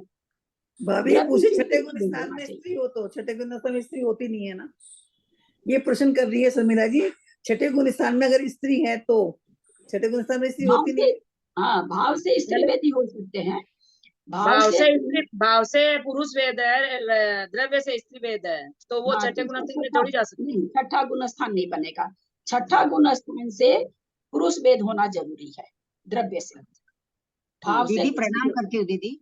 ये जो समाधान पढ़ा ना दीदी, उसमें दूसरी लाइन है, किंतु द्रव्य की अपेक्षा श्रीवेद वाले मनुष्य संयम को प्राप्त नहीं होते। यानी सीधा ही बता दिया ना कि जो संयम है आर्यका माता जी का, वो संयम नहीं है। नहीं है। हाँ जी जी। दीदी तो पांचवें गुण स्थान प्रति मतलब कोई भी है असंयमी, यहाँ बोल रहे वो 16वें स्वर्ग तक जा सकता है, ऐसा भी तो पढ़े थे ना अपन लोग पहले। 16वें स्वर्ग तक तो याद नहीं है मुझे, मैं उसमें अभी कुछ कह नहीं पाऊंगी, मुझे ध्यान में नहीं है, ये बात ध्यान में नहीं है मुझे। ये याद आ रहा है कि व्रत लेते ही 16वें स्वर्ग तक जा सकता है। अब संयमी में देश संयम है क्या, ये देखना पड़ेगा। शायद त्रियंच लोग जा रहे हैं मेरी समझ में, संयमी त्रियंच, ऐसा ध्यान आ रहा है, पर पूरी तरह से कंफर्म नहीं हूँ मैं। अच्छा, बहुत सारी चीज खाली संयम नहीं, उसमें 16वें स्वर्ग जाने के लिए लेस्या जरूरी हो जाएगी, क्योंकि पांचवें गुण स्थान में 3 लेस्या है, तो बाकी लेस्या से नहीं जा सकता। अगर शुक्ल लेस्या हो, असंयमी हो, तभी 16 स्वर्ग जाएगा। नरलद्धि अपजते एको दुआ पुण्य गो दुआलाओ, लेसा वेद विभिन्ना सत्तवी अपासुर ठाना। नरलद्धि अपजते एको दुआ पुण्य गो दुआलाओ, लेसा वेद विभिन्ना सत्तवी अपासुर ठाना। करेगा था का उच्चारण फटाफट। नरलद्धि अपजते एको दु अपूर्ण गो दुआलाओ, लेसा भेद विभिन्ना सतवी अपासुर ठाना। नरलब्ध पर्याप्ते एकस्तु अपूर्णकस्तु आलापः, लेशा भेद विभिन्नानि सप्त विकल्पानि सुस्थानानि। नर लब्धि अपजते, मनुष्य लब्धि लब्ध अपजते अपर्याप्त के, मनुष्य लब्ध पर्याप्त के एक को दू, एक ही अपूर्ण गो अपर्याप्त आलाओ माने आलाप होता है। लेसा भेद विभिन्ना विभिन्ना सत्य वियप्पा सुरठाना, सुरठान माने देवगति में लेसा भेद विभिन्ना, लेसा के भेद से 7 विकल्पा 7 विकल्प होते हैं। देखते हैं और क्या कहना चाहते हैं। अच्छा, यहाँ पर मनुष्य लब्ध पर्याप्त, पीछे आया त्रियंच लब्ध पर्याप्त। अपर्याप्त अवस्था में आयु का बंध होता है कि नहीं होता है। एक सामान्य, पहले जो जब उत्तर सामान्य रहे तो सामान्य रखेंगे, है ना, विशेष में विशेष रखेंगे। अपर्याप्त अवस्था में आयु का बंध है कि नहीं, सामान्य नियम क्या है। दीदी होता है लब्ध पर्याप्त जीव के। अब आप बीच में फिर विशेष क्यों ले आए मंजू जी। मैं पहले ही कही थी कुछ भी विशेष नहीं लगाना है, आप ही लोग कंफ्यूज हो गए और सारे ग्रुप में लोग कंफ्यूज होंगे। सामान्य से नियम क्या है। नहीं होता, आयु बंध नहीं होता, आयु बंध नहीं होता। सामान्य से नियम है अपर्याप्त अवस्था में आयु का बंध नहीं होता, नवरी अनुस्त्योत्रियंचों में होता है, क्योंकि लब्ध पर्याप्तक अवस्था में आयु का बंध अगर नहीं घटाएंगे तो जो लब्ध पर्याप्तक मनुष्योत्रियंच हैं वो कहाँ जाएंगे। तुरंत तुरंत तो उनका मरण है, फिर वो कहाँ जाएंगे। उनको तीनों योग होता है कि एक योग होता कि 2 योग। योग से मतलब उपपाद, एकांतानुवृद्धि, परिणाम योग स्थान, ये 3 योग स्थान लब्ध पर्याप्तक मनुष्य या त्रियंच को होता है कि नहीं। होता है, तीनों होता है। आयु का बंध किस योग स्थान में होता है। लब्धि पर्याप्तक को तो लब्धि पर्याप्तक परिणाम योग स्थान में होता है। सबको स्ट्रिक्टली सुन लें, बहुत बड़े सिद्धांत चल रहे हैं, ये हंसने ठिठाने वाली चीज नहीं है। प्रश्न को सुनिए, प्रश्न का उत्तर दीजिए, है ना। इसमें लब्ध पर्याप्तक मैंने क्या पूछा कि कहाँ बंद होता है, परिणाम ये इसका आयु का बंद किस योग स्थान में होता है, तो आपको योग का नाम बताना, 3 योग में से एक योग का नाम बताना है, दूसरी चीज नहीं बोलनी है।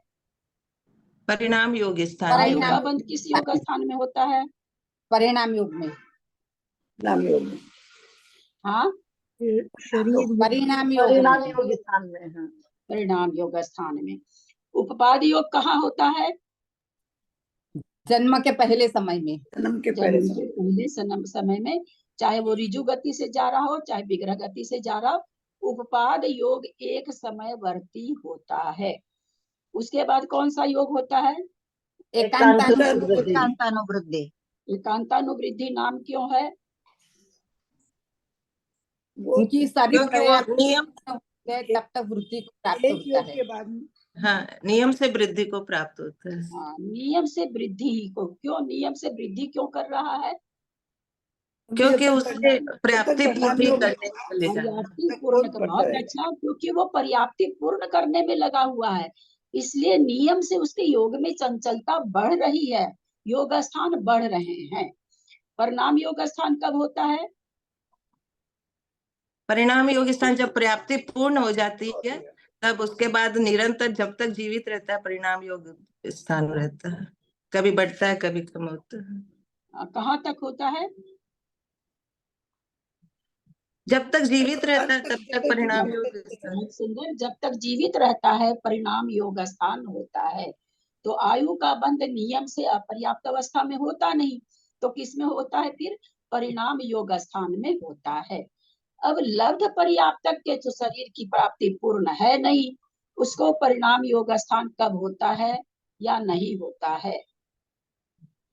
लब्ध पर्याप्तक जीव के परिणाम योग स्थान एकांतानुवृद्धि के बाद में जो थोड़ा सा समय रहता है उसी को परिणाम योग स्थान ही बोलेंगे, उसी में ही उसका दो तिहाई समय, 2/3 तक तो उसका एकांतानुवृत्त रहता है, 1/3 में परिणाम योग स्थान चलता है, उसी में उसके 8 अपकर्ष काल पड़ते हैं, उसी में आयु का बंध होता है और उसी में उसका अकाल मरण भी हो सकता है। लब्ध पर्याप्तक जीव का परिणाम योग स्थान में अकाल मरण भी हो सकता है। चलिए, बहुत सारा चीज सबको याद था, अच्छा लगा। बार बार इसलिए बोलते रहते हैं कि याद हो जाए। मनुष्य लब्ध पर्याप्त के मात्र एक अपूर्णक अपर्याप्त आलाप होता है। देवगति में लेश्याओं की भेद की अपेक्षा से 7 विकल्प होते हैं। कैसे होते हैं नीचे बता रहे हैं। मनुष्य लब्ध पर्याप्तक में नियम से संगी पंचेंद्रिय मिथ्या दृष्टि होते हैं। पंचेंद्रिय संगी, लेकिन और क्या वेद कौन सा होगा? वेद स्त्री वेद होगा, नपुंसक वेद होगा। नपुंसक होएगा। नपुंसक। तथा लब्ध पर्याप्तक होने के नाते 6 पर्याप्ति से अपर्याप्त होते हैं, तथा इनके लब्ध पर्याप्तक होने से एक लब्ध पर्याप्तक आलाप ही संभव है और कोई आलाप इसमें हो ही नहीं सकता है। देवगति में लेश्या के अपेक्षा जो 7 वेद होते हैं वे निम्नलिखित हैं। 3 भवंतरिक में तेजोलेश्या का जघन्य अंश, सौधर में सान में तेजोलेश्या का मध्यम अंश, सानत कुमार महेंद्र में तेजोलेश्या का उत्कृष्ट, पद्म का जघन्य, 4 में ब्रह्म ब्रह्मोत्तर लांतों का पिश शुक्र महाशुक्र।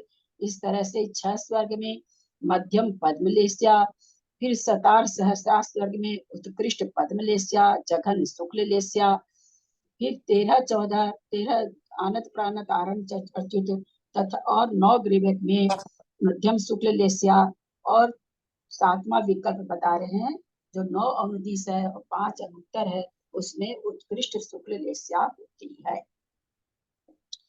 इस प्रकार देवों के लेश्या के भेद से भिन्नता प्राप्त इस 7 स्थान संभव है। 7 स्थान मतलब 7 आलाप होंगे। लेश्या से अगर हम कथन करेंगे तो देवगति में 7 आलाप घटेंगे, ऐसा बता रहे हैं। अब आगे आ रहे हैं कौन सा गुण स्थान कैसे होता है बता रहे हैं आगे की गाथा में। सब वसुराणाम होगे मीच दुगे अविरदेयति नेव नवरीय भवन्ति कपिथीनम चय विरदे पुनो। सब वसुराणाम होगे मीच दुगे अविरदेयति नेव नवरीय भवन्ति कप्पिथीनं च यविर्दे पुन्नो सवसुराणाम् ओघे मिच्छदुघे अविर्देयतिन्नेव नवरीय भवन्ति कपतिथेणं च य अविर्दे पुण्ये। प्रणाम दीदी। सर्वसुराणाम ओघे मिथ्यात्व दिके अविरते चैत्रे नवरी च भवन्ति कल्प स्त्रीणाम चैचे अविरते पुण्य। सब सुराणाम ओघे, सभी देवताओं के, सभी देवों के ओघे गुण स्थानों में मिच्छ दुगे मिथ्यात्विक अविरदे और असंयत तीर्णेव तीनों ही होते हैं, तीनों आलाप होते हैं सभी देवों में। आगे फिर क्या कह दिए, नवरी किंतु, हमने कह तो दिया सब देवों में, किंतु यह और भवंती भवंत्रिक में, कपिथिनम कल्पवासी देवियों में, अविरदे पुन्नो असंयत गुणस्थान पुन्नो पर्याप्त अवस्था में ही होता है। समस्त देवों के सब 4 गुण स्थानों में से मिथ्याद्विक अविरत में तीनों ही आलाप होते हैं।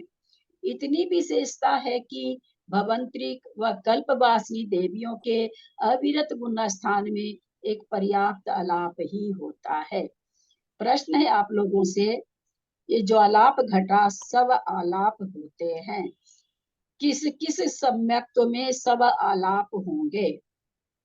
सम्यक्त्व मार्गणा कौन कौन सी मार्गणा में, सम्यक्त्व मार्गणा में कौन कौन सा है? मिथ्यात्व, सासादन, मिश्र, असंयत, प्रथमोपशम, द्वितीयोपशम, छायिक। इनमें किस किस सम्यक्त्व में सारे आलाप, सारे मतलब पर्याप्त और अपर्याप्त, सामान्य से आलाप तो है ही है, किस किस सम्यक्त्व में घटेगा? आप लोग देव वगैरह मत बताने लग जाइएगा। शायिक में और मिथ्यात्व में तीनों आलाप घटेंगे। हाँ, शायिक में और मिथ्यात्व में, अच्छा, दोनों आलाप। अपने को म्यूट करें। फिर से एक प्रश्न सुने। मिथ्यात्व, सासादन, मिश्र, छायोपशमिक, उपशम और छायिक, इन मार्गणाओं में किसमें 2 आलाप सामान्य छोड़ के या कहिए अपर्याप्त आलाप घटेगा? फिर से प्रश्न सुने पहले, क्योंकि आप लोग को आता है ये प्रश्न, इसलिए मैं बार बार बोलना चाह रही हूँ। फिर से सुने। मिथ्यात्व गुण स्थान, सासादन गुण स्थान, मिश्र गुण स्थान, असंयत गुण स्थान, छायोपशमिक सम्यक गुण स्थान का मतलब सम्यक्त, मिथ्यात्व सम्यक्त, सासादन सम्यक्त, मिश्र सम्यक्त, असंयत छायोपशमिक सम्यक्त, छायिक सम्यक्त और उपशम सम्यक्त, औपशमिक सम्यक्त, किसमें अपर्याप्त आलाप घटेगा?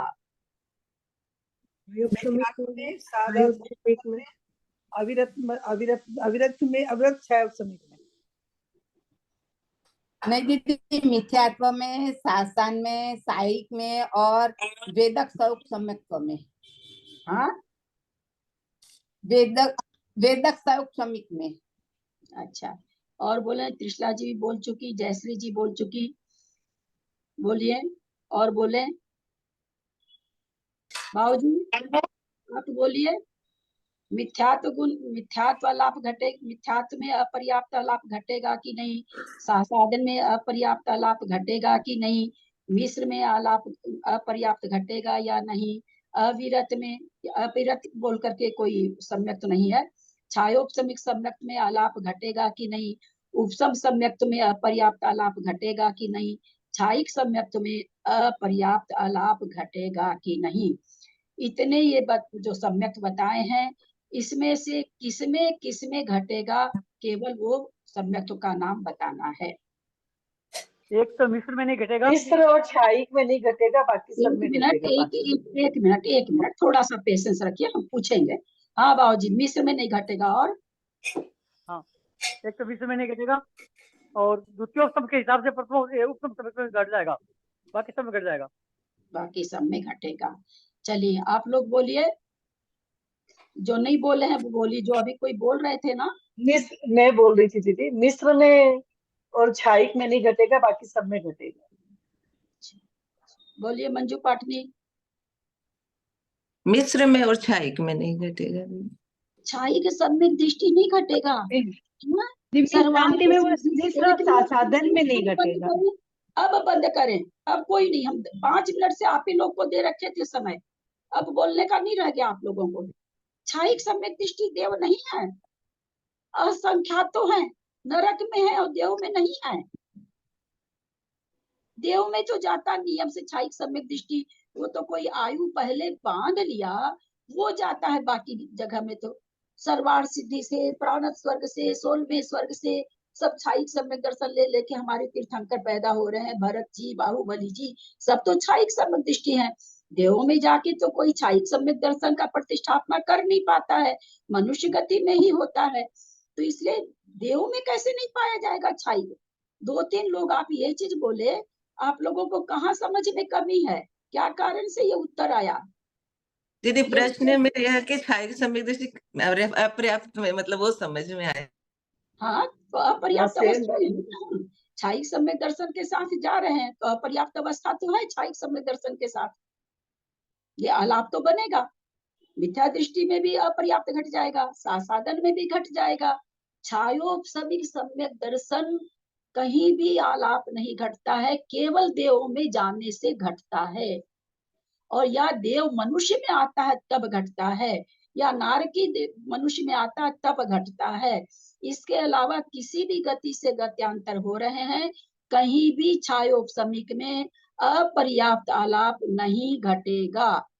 फिर से सुने, देव गति में कोई भी जीव जा रहा, नारकी तो जाता ही नहीं है, मनुष्य और त्रियंच जाता है, छायोपसमिक आलाप में अपर्याप्त अवस्था घट सकती है, कोई छोड़ दे अलग बात है। और देव से अगर कोई त्रियंच में आ रहा, मनुष्य में आ रहा है, नरक से मनुष्य में आ रहा है, तब भी छायोपसमिक आलाप में अपर्याप्त अवस्था घटेगी। बाकी मनुष्य से मनुष्य में जा रहा है, त्रियंच से त्रियंच में जा रहा है, मनुष्य से त्रियंच में जा रहा है, त्रियंच से मनुष्य में जा रहा है, मनुष्य से नारकी में जा रहा है, त्रियंच से नारकी में जा रहा है, नारकी से त्रियंच में जा रहा है, देव से त्रियंच में जा रहा है। छायोपसमिक में अपर्याप्त अवस्था नहीं घटेगी, नियम से ये आलाप नहीं होगा। बहुत बार आ चुका है। नारकी में कैसे घटेगी? नारकी का तो छूटता ही है उस टाइम पे, छायोपसमिक सम्यक दर्शन के साथ जन्म थोड़ी लेते हैं।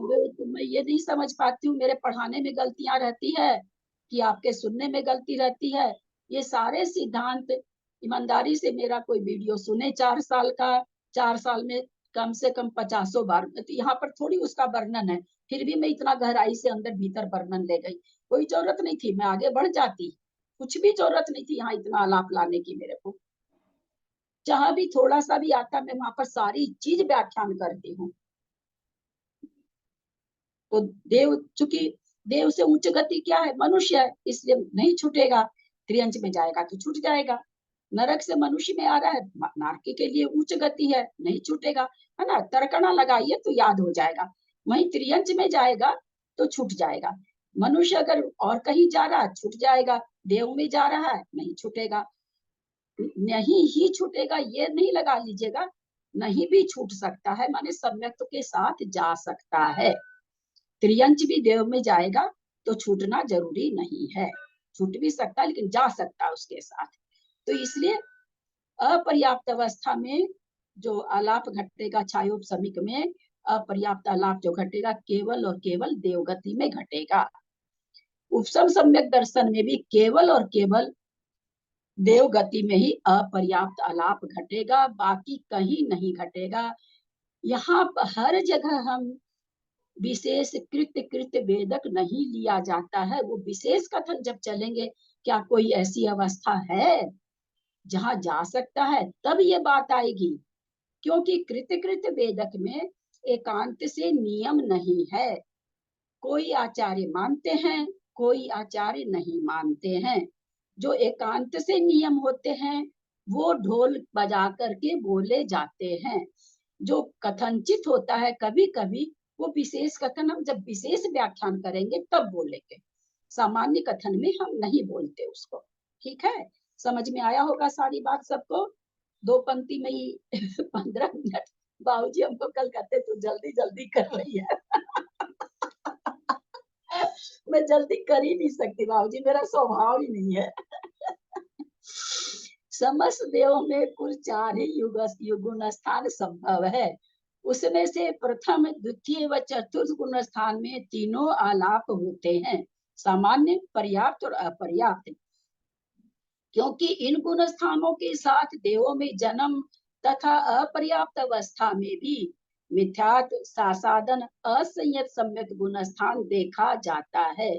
यानी देव मिथ्या दृष्टि, सासादन सम्यक दृष्टि, असंयत सम्यक दृष्टि गुण स्थान में पर्याप्त भी होते हैं, अपर्याप्त भी। सकल देव मिश्र गुण स्थान में नियम से पर्याप्त ही होते हैं। अतः इस तृतीय गुण स्थान में एक पर्याप्त आलाप ही होता है। संघ का देखिए यहाँ पर वो पीछे जो कथन आया था उपशम का, है ना, कसाय के उपशमन में, यहाँ बताते हैं क्या, देखें। देव तृतीय गुण स्थान में नियम से पर्याप्त है, यह कैसे?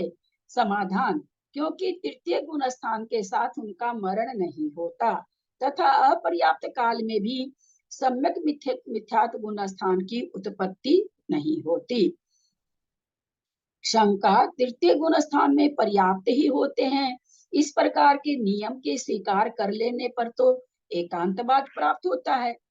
समाधान, नहीं, क्योंकि अनेकांत गर्भित एकांत के सद्भाव होने से कोई विरोध नहीं है। भवनवासी, वानव्यंतर, ज्योतिष देव, उनकी देवियां, सौधर्मेशान, कल्पवासिनी देवियां, ये सब मिथ्या दृष्टि, सासादन सम्यक दृष्टि गुण स्थान में पर्याप्त भी अपर्याप्त भी होते हैं। यानी कोई देवी बनने जा रहा है, अपर्याप्त अवस्था में उसको सासादन गुण स्थान हो सकता है, परंतु कोई देवी बनने जा रहा है उसको अपर्याप्त अवस्था में चौथा गुण स्थान नहीं होगा। क्योंकि इन दोनों गुणों से युक्त जीवों को उपर्युक्त देव देवियों में उत्पत्ति देखी जाती है, पर विशेष इतना है, सम्यक मिथ्यात्व अविरत सम्यक गुण स्थान में, अविरत सम्यक गुण स्थान में उपर्युक्त देव देवी नियम से पर्याप्त होते हैं, क्योंकि सम्यक्त्व मरकर इनमें जन्म नहीं लेता। अतः भवंतरिक, सारे ही इसमें कहना चाहिए था, देखिए आगे क्या कह रहे हैं। अतः भवंतरी को कल्पवासी देवांगनाओं में असंयत गुण स्थान पर्याप्त आलाप ही होता है। शंका, मिथ्यात्व गुण स्थान वाले जीव की उपर्युक्त देव देवियों में उत्पत्ति मत हो, यह ठीक है, क्योंकि सम्यक मिथ्या दृष्टि गुण स्थान के साथ जीव का मरण नहीं होता है, परंतु यह बात नहीं बनती है कि असंयत सम्यक दृष्टि जीव उक्त देव देवियों में उत्पन्न नहीं होता, बल उनको तो उत्पन्न आप कराओ। समाधान, किनको? भवंतरिक में, देवदेव में नहीं, क्योंकि सम्यक दृष्टि की जघन्य देवों में उत्पत्ति नहीं होती।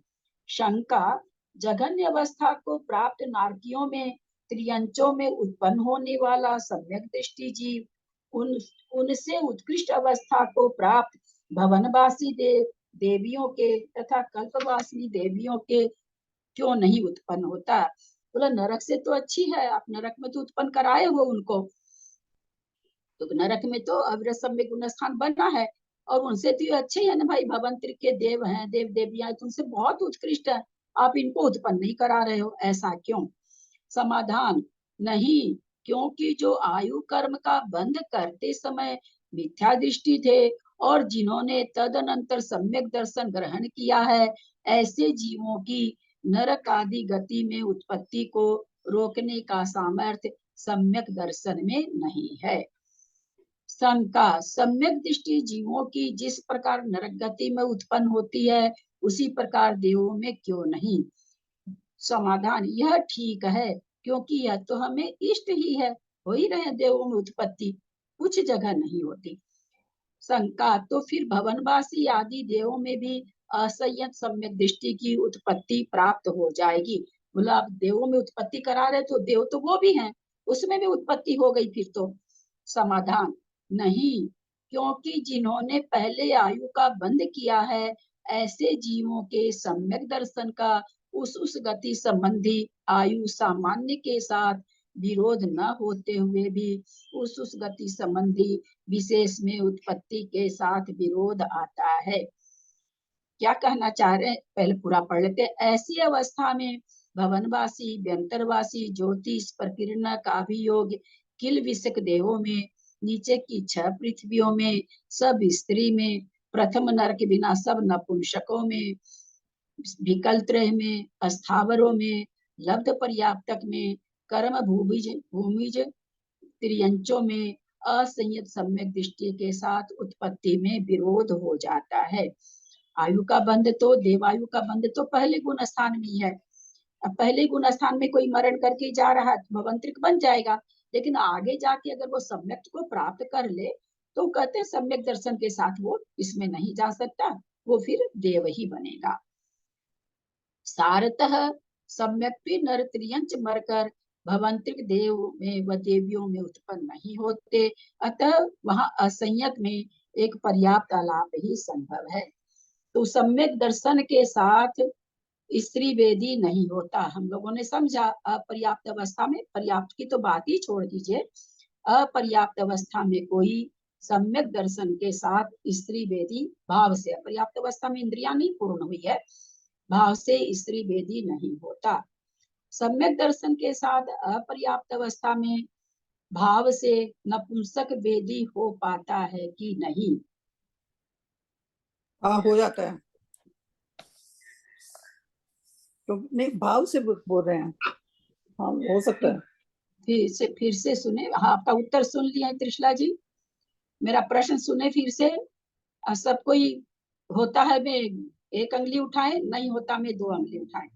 मेरा प्रश्न है सम्यक दृष्टि जीव मरकर अपर्याप्त अवस्था में उसको भाव से नपुंसक वेद होगा कि नहीं होगा?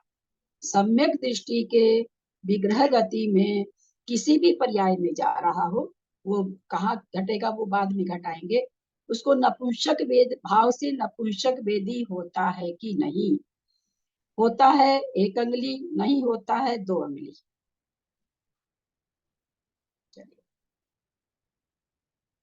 जय श्री जी, जय श्री जी, जय श्री जी। अरे भैया श्रेणिक राजा बैठे हैं नरक में, नपुंसक वेद था उनको अपर्याप्त अवस्था में।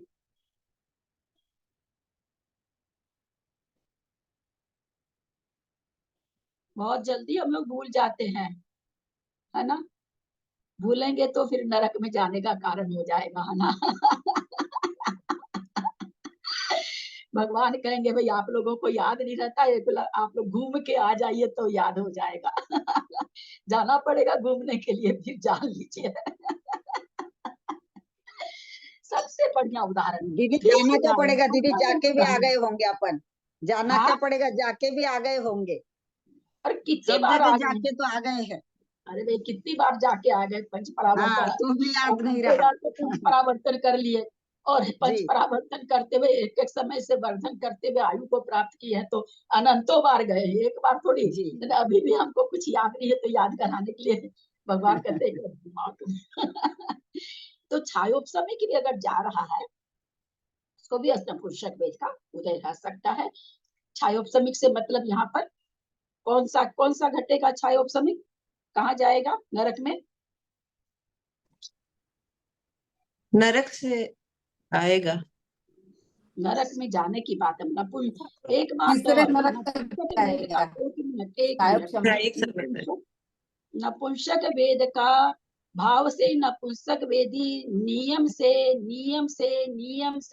नरक जाने वाले ही होंगे, बाकी 3 पर्याय में बिल्कुल नहीं होंगे, क्योंकि वहां पुरुष वेद है, वहां और कोई वेद नहीं है, कोई भी उपाय नहीं है। इस कारण वहां तो छायोपसमिक तो पहले नरक में भी नहीं जाता, फिर कैसे? कृत्य वेदक रूप को छायोपसमिक कहा जा रहा है।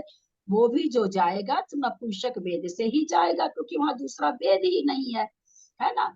तो सामान्य कथन होता है कि भाई और किसी वेद में जन्म नहीं लेता, पुरुष में होता है। लेकिन जब हम विशेष व्याख्यान में जाएंगे तो क्या कहेंगे, भाई नपुंसक वेदी हो सकता है नरक आयु के अपेक्षा।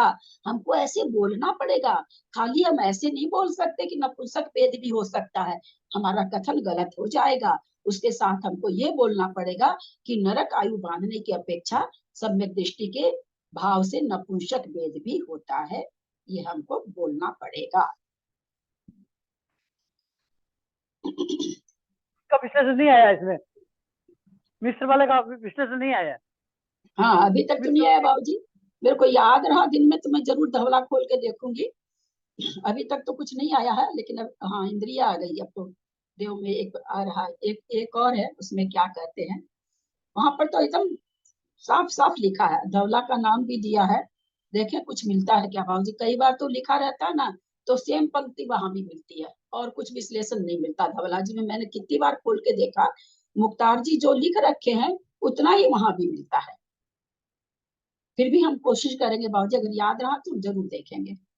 मिसे पुन्ना लाओ अनिदिशानुत्तरा हुते सम्मा अविरद तिन्ना लावा अनुदिशानुत्तरे होन्ति। मिसे पुन्ना लाओ अनिदिशानुत्तरा हुते सम्मा अविरद तिन्ना लावा अनुदिशानुत्तरे होन्ति।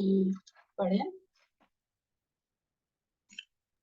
मिसे पुन्ना लाओ अनद्दिशानुत्तराहुते सम्मा अविरदतिन्ना लावा अनुद्दिशानुत्तरे होन्ति। सादर प्रणाम दीदी।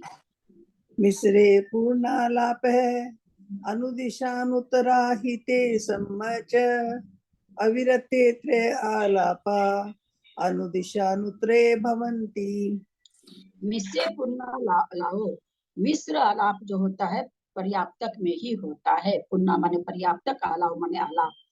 अनिश अनुत्तरा हुते सम्मा, अनुदिश और अनुत्तर में सम्यक दृष्टि ही होते हैं। अविरत तिन्ना लावा, अनुदिश और अनुत्तर में अविरत गुण स्थान में तीनों आलाप हैं।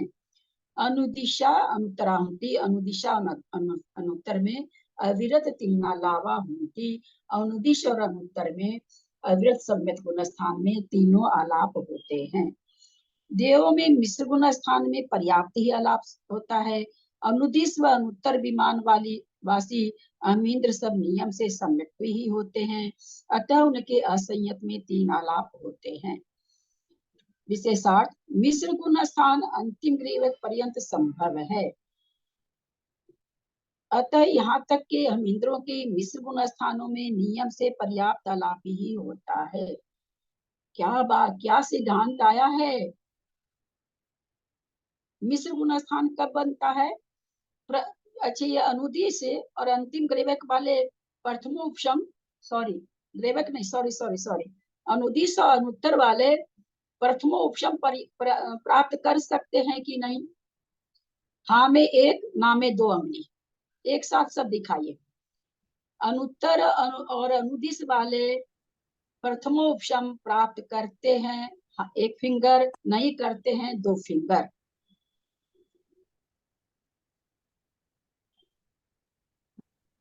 किसी की भी नहीं दिख रही, सब पर्दे के पीछे दिखा रहे हैं।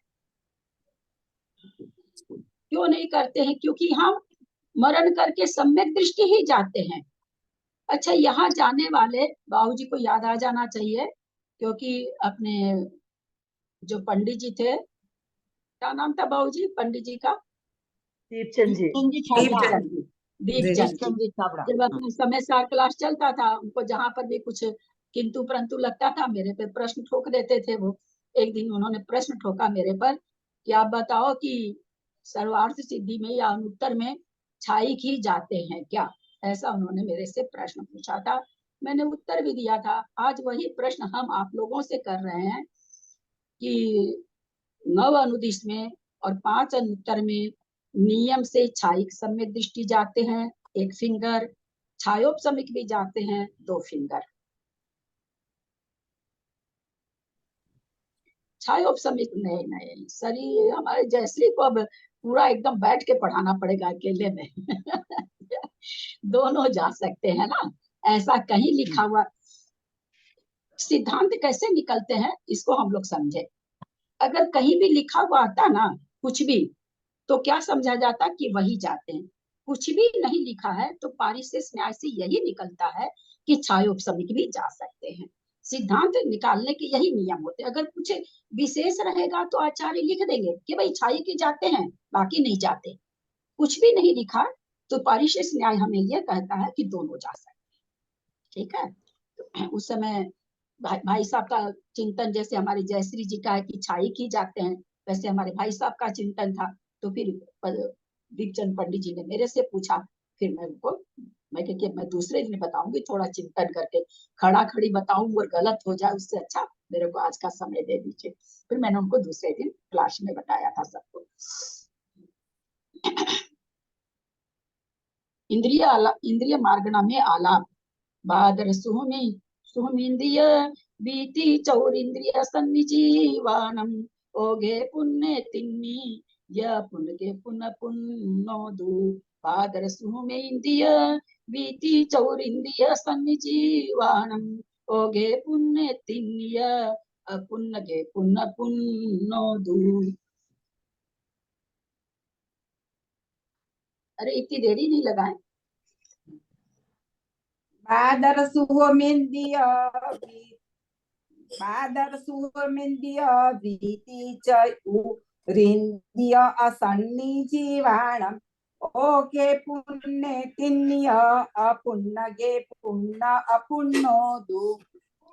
बादर सूक्ष्म केंद्रीय, बादम सूक्ष्म केंद्रीय द्वित्री चतुर इंद्रिया संगी जीवनाम ओघे पूर्ण त्रश्च अपूर्ण के पुनः अपूर्णस्तु। क्या कहना चाह रहे हैं यहाँ पर? बादर सूक्ष्म इंद्रिय, बादर और सूक्ष्म, बादर एक इंद्रिय, सूक्ष्म एक इंद्रिय, और बी माने 2 इंद्रिय, 3 माने 3 इंद्रिय, चौ माने 4 इंद्रिय, और असंगी जीव के ओघे गुण स्थान में पुण्य एक पर्याप्त, मतलब पुण्य माने पूर्व पर्याप्त, पर्याप्त नामकरण में, पर्याप्त नामकरण में 3 गुण स्थान अपुण्य के, एक मिनट, पूर्णता में 3 गुण स्थान, तो घटना नहीं चाहिए। अपुण्य पुनः पुण्य, वो अपर्याप्त अवस्था में भी एक अपर्याप्त आलाप है। पुण्य में 3 आलाप है, ऐसा घटेगा। देखें क्या कहते हैं। बादर व सूक्ष्म एक इंद्रिय द्वित्री चतुरिंद्रिय असंगी इन जीवों में से जिनके पूर्ण यानी पर्याप्तक नामकरण का उदय है, उनके 3 आलाप। अच्छा, आलाप से यहाँ मतलब सामान्य, पर्याप्त और अपर्याप्त की बात है। 3 आलाप दिमाग में रह गया, पहला गुण स्थान, दूसरा गुण स्थान और चौथा वो मेरे दिमाग में रह गया, लेकिन वो कैसे घटेगा। तो कहते हैं जो पर्याप्त है, तो जो पर्याप्त नामकरण का जिनको उदय है उनके 3 आलाप घटेंगे, और जो उनके 3 आलाप, क्योंकि मिश्र का योग में अपर्याप्त घट जाएगा, और पर्याप्ति पूर्ण कर लेंगे तो पर्याप्ति सामान्य आलाप तो घटेगा ही। किसमें कह रहे हैं? बादर सूक्ष्म एक इंद्रिय, 2, 3, 4 इंद्रिय, असंगी पंचेंद्रिय, इन जीवों में जिनके पर्याप्त नामकरण का बंध है, उदय है, उनके 3 आलाप घट जाएंगे। जिनके अपर्याप्त नामकरण का उदय है, उनके एक अपूर्ण यानी अपर्याप्त आलाप ही होता है, बाकी आलाप तो होगा ही नहीं उनको। यहाँ इनके अपर्याप्त नामकरण, यहाँ जिनके अपर्याप्त नामकरण का उदय है, उनके अपर्याप्तों में से भी लब्ध पर्याप्तक आलाप ही होगा, निवृत्ति अपर्याप्त आलाप नहीं होगा। बाकी निवृत्ति अपर्याप्त जीव के ही 3 आलाप हो जाते हैं। तो वास्तव निवृत्ति क्या कह रहे हैं कि भाई एक अपर्याप्त आलाप किसको घटेगा? लब्धि अपर्याप्त के। निवृत्ति अपर्याप्त के तो घट नहीं सकता, क्योंकि उसको पर्याप्त आलाप भी बन जाएगा, पर्याप्ति पूर्ण कर लेगा। तो कहते एक अपर्याप्त आलाप किसमें घटेगा? जो लब्ध पर्याप्तक जीव होंगे उनके घटेगा। तो बादर व सूक्ष्म एक इंद्रिय, 2, 3, 4 असंगी पंचेंद्रिय 3 जीवों में से जो भी पर्याप्त नाम कर्म वाले उनके तीनों आलाप घटेंगे। जो अपर्याप्त नाम कर्म वाले हैं उनको एक आलाप घटेगा। अपर्याप्त वो भी लब्ध पर्याप्त के ही घटेगा। दीदी सामान्य आलाप से क्या लेंगे? सामान्य आलाप में सारे आलाप आ जाते हैं। मतलब इसीलिए पर्याप्तक तो और अपर्याप्तक। देखिए बहुत अच्छा आपका प्रश्न, बहुत ही अच्छा। हमको लगता है कई लोगों का ये प्रश्न होगा, सामान्य आलाप क्यों नहीं घटा रहे हैं इसमें लब्ध पर्याप्त के? सामान्य आलाप घटाते ही तीनों आलाप हो जाएंगे। आप देखेंगे कहीं पर भी जहां आलाप का कथन आया या तो तीनों आया है, क्योंकि सामान्य में पर्याप्त आलाप भी है, अपर्याप्त आलाप भी है ना, सबको गर्भित कर रखा है। और पर्याप्त केवल पर्याप्त, अपर्याप्त केवल अपर्याप्त। तो जहां पर्याप्त आलाप आ रहा है वहां पर तीन आलाप है, सामान्य आलाप, पर्याप्त आलाप, अपर्याप्त आलाप। लेकिन जहां अपर्याप्त आलाप है वहां सामान्य आलाप नहीं है। अंतर समझ रहे हैं क्या? मैं जो समझाना चाह रही हूँ, सामान्य में सारी चीज आ जाएगी। जैसे हम लोग कहते हैं भाई सामान्य का पेट बहुत बड़ा है, सामान्य से सारी चीज आ जाती है। जैसे कह देते हैं सामान्य से चारों गति के जीव सम्यक दर्शन प्राप्त कर सकते हैं। सामान्य कथन हो गया सारे जीव आ गए, टोटल अनंत अनंत जीव आ गए इसमें। तो जब हम विशेष में जाएंगे तो क्या कहेंगे? नहीं भाई, एक इंद्री, दो इंद्री, तीन इंद्री, चार इंद्री नहीं कर सकते, असंगी नहीं कर सकते। तो ये पेट छोटा हो गया, उसमें से काट छाट के जीवों को निकाल दिया और काट छाट के इसको इसको हो सकता है। यानी सामान्य से कथन क्या हुआ कि चारों गति के जीव प्राप्त कर सकते हैं। आवाज बंद हो रही है क्या? आवाज बंद हो रही है क्या? आवाज बंद हो रही है मेरी? बहुत अच्छी आ रही है, बहुत अच्छी आ रही है। मैं थोड़ी सी लगता है तो तेजी से बोली, इसलिए बाबूजी को नहीं सुना होगा। मंजू जी का बहुत अच्छा प्रश्न, बहुत ही सुंदर प्रश्न। अभी तक किसी ने उठाया नहीं तो मेरे भी दिमाग में नहीं आया कि मैं बताऊं। मंजू जी का प्रश्न है सामान्य आलाप का मतलब क्या? तो सामान्य कथन, बहुत बार मैं ये बात बोलती हूँ, सामान्य कथन में सब गर्भित हो जाते हैं। जैसे समझने के लिए हम क्या कहते हैं, चारों गति के जीव सम्यक दर्शन प्राप्त कर सकते हैं, कहते हैं ना, ये सामान्य कथन हो गया। इसमें अनंत अनंत निगोद भी समाहित हो गए समाहित हो, क्योंकि हमने चारों गति ले ली। अब विशेष में जब जाएंगे तो छाटेंगे, भाई बादर सूक्ष्म को नहीं होगा, बादर को नहीं होगा, एक इंद्री को नहीं होगा, जो भी जितना भी छाटना होगा तब छाटेंगे। फिर और छाटेंगे, भाई साकारो उपयोगी को होगा, है ना, दर्शनोपयोगी को नहीं होगा, संगी को होगा, जागृत अवस्था वाले को होगा। ऐसे हम छाटते चले जाएंगे, विशेष विशेष विशेष विशेष करते चले। सामान्य से कथन क्या है कि नहीं, चारों गति वालों को सम्यक दर्शन होता है। तो उसी तरह से सामान्य कथन है भाई ये चीज पर्याप्त में भी पाई जाती है, पर्याप्त में भी पाई जाती है। अब आगे जाके कहते हैं भाई अपर्याप्त का कथन जहां, वहां सामान्य नहीं कहा गया। आप लोग देख रहे होंगे इतनी देर से, सामान्य कथन वही बोला जा रहा है जहां पर्याप्त और अपर्याप्त दोनों आलाप बन रहे हैं, वहां ही सामान्य आलाप भी बोला जा रहा है। जहां केवल अपर्याप्त आलाप आ रहा है वहां सामान्य आलाप नहीं बोला जा रहा है। समझ में आ गया होगा मंजू जी? चलिए, हाँ। अपर्याप्त अवस्था, जिनके अपर्याप्त नाम का कर्म का उदय है, उनके अपर्याप्त में से भी लब्ध पर्याप्त आलाप होगा, क्योंकि निवृत्ति अपर्याप्त को तो पर्याप्त नाम कर्म का उदय रहता। क्यों कहा गया? अपर्याप्त नाम कर्म का उदय लब्ध पर्याप्त को है, अपर्याप्त अवस्था दोनों को है। समझिएगा, अवस्था में और कर्म के नाम कर्म का उदय दोनों चीज अलग अलग समझिएगा। अपर्याप्त अवस्था, अपर्याप्त नाम कर्म का बंध केवल लब्ध पर्याप्त को है। अपर्याप्त अवस्था पर्याप्त के भी घट रही है और अपर्याप्त के तो घटेगी घटेगी। समझ रहे हैं दोनों में अंतर? थोड़े सी सब में चीज में ना हम लोग, मैं भी कंफ्यूज होती थी, इसीलिए बता रही हूँ कि निवृत्ति पर्याप्तक में हम लोग को क्या लगता है कि ये भी तो अपर्याप्तक है, तो लेकिन उसके है तो वो अपर्याप्तक, पर कर्म का बंध कौन सा है, वो जीव कौन सा है, पर्याप्तक जीव है। वो पर्याप्त नाम कर्म बांधा है, अपर्याप्त नाम कर्म उसने नहीं बांधा है। समझ में आ रहा होगा अंतर जो बताना चाह रहे हैं? इसलिए क्या करें, निवृत्ति पर्याप्तक में तीनों आलाप घट जाएंगे, सामान्य भी घट जाएगा, अपर्याप्त भी वो जीव होता है इसलिए अपर्याप्त भी घट जाएगा, और पर्याप्ति भी पूर्ण करेगा, इसलिए पर्याप्ति भी घट जाएगी। लेकिन कहते लब्ध पर्याप्तक में केवल एक अपर्याप्त आलाप होगा। ठीक है, चलो गर्दन हिला के बोलिए, मैं इतना गरज रही हूँ गला फाड़ फाड़ के। ये तो बताइए कि आप लोग को आ रहा है कि नहीं समझ में? जी दीदी आ रहा है समझ। दीदी पहले तो ऐसे आया था कथन कि 3 प्रकार के हैं, साधारण, पर्याप्तक और अपर्याप्तक। अपर्याप्तक 2 प्रकार के हैं, साधारण नहीं, सामान्य सामान्य सामान्य, पर्याप्तक, अपर्याप्तक। फिर अपर्याप्तक 2 प्रकार के, लब्धि अपर्याप्तक और निर्वर्ती अपर्याप्तक, ऐसे आया था पहले। हाँ, तो निवृत्ति अपर्याप्तक वही तो समझाया अभी। निवृत्ति अपर्याप्तक एक अवस्था के चलते उसका अपर्याप्त नाम, अपर्याप्त पर उसको पर्याप्त नामकरण का उदय है। और लब्धि पर्याप्तक का अवस्था भी अपर्याप्त है, नामकरण भी उसके लब्ध अपर्याप्तक है, नामकरण उसके अपर्याप्तक है। निवृत्ति अपर्याप्तक के पर्याप्त नामकरण है। संयोगे नीचे समय हो गया बाबूजी के हिसाब से तो। बहुत जोर लगाई थी आज हो जाए।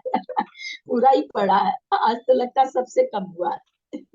दोपहर को ले लीजिएगा दीदी आज फिर से। ले ले क्या दोपहर में? सब राजी हैं क्या? हाँ हाँ 1 बजे से ले लें? हम तो तैयार हैं। आप भी ले सकते हैं ना, शाम को ले 1 बजे। सब हैंड रेज करिए। दीदी हम तैयार है। 1 बजे से ले लें?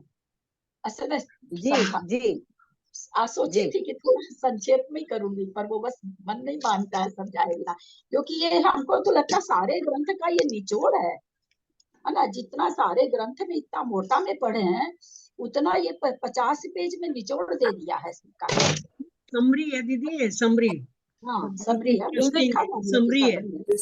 पर समरी कई बार लगता है कि कोई खास चीज नहीं, चलो सारा तो पढ़ी है तो समरी क्या खास चीज है, लेकिन ये बहुत इंटरेस्टिंग है, बहुत इंटरेस्टिंग है। बहुत बढ़िया। 1 बजे से पुनः लेंगे आज, है ना? दीदी 1 बजे से भी लेंगे ना तो भी नहीं होएगा, बहुत है। होगा तो नहीं, पूरा तो नहीं होगा, पूरा तो नहीं होगा। 1 मिनट मेरे को सुन ले। 1 बजे के बाद अपने पास समय है। यहाँ अभी तो क्या बंधन हो गया कि समाई का बेला हो गया, ये बंधन उस समय नहीं रहेगा अपने पास, है ना? और हमें मुझे पता भी नहीं है आगे का, हो सकता है इतना समझाने का नहीं हो। अभी क्या आ गया, ये सामान्य पर्याप्त वगैरह, ये थोड़ा ज्यादा समझने का आ गया, मुझे पता नहीं आगे भी दीदी काफी समझाने का है। तो ठीक है ना, कोई बात नहीं, करके देखते हैं। नहीं होगा, आप तो नहीं करा सकेंगे। हाँ वही हो जाता है। बाद में कर ले, नहीं तो दीदी 28 के बाद, मेरे 28 के बाद ही कर लेंगे ना पूरा, फिर अपन को थोड़ा रिवीजन भी हो जाएगा। करके देखते हैं, क्योंकि 28 सोमवार को खत्म हो रही है, तो मेरा मन है कि मंगलवार को नया चालू हो जाए तो अच्छा है। सोमवार को खत्म हो रही है ना? सोमवार को खत्म हो रही है, 9 दिन की है इस बार। क्योंकि फिर वो एक ही दिन का बाद में रहेगा, तो उसमें आज हो जाएगा भाभी, ऐसी कोई बात नहीं है, कोई परेशानी नहीं है, 1.25 घंटा कर लेंगे, हो जाएगा। दोपहर में सामायिक का समय का कोई गंजन नहीं ना है, तो कर लेंगे। 15 करके देखते हैं। मंजू जी मैं जितना होगा रखिएगा, आप लोग ये गटपट कर दूंगी, वो मैं कर ही नहीं सकती गटपट। कल बाबूजी को लिखे, बाबूजी साहब से क्लास कर ले, तो बाबूजी कह रहे तू हड़बड़ करके कर रही है। मैं ना बिल्कुल ही नहीं, वो तो मेरे स्वभाव में नहीं है। दीदी ये मैं एग्जाम का बोल रही थी, पद्म पुराण का। कल का टाइम थोड़ा 2 बजे तक कर दीजिए ना एग्जाम का, 11 बजे। तो कल 28 है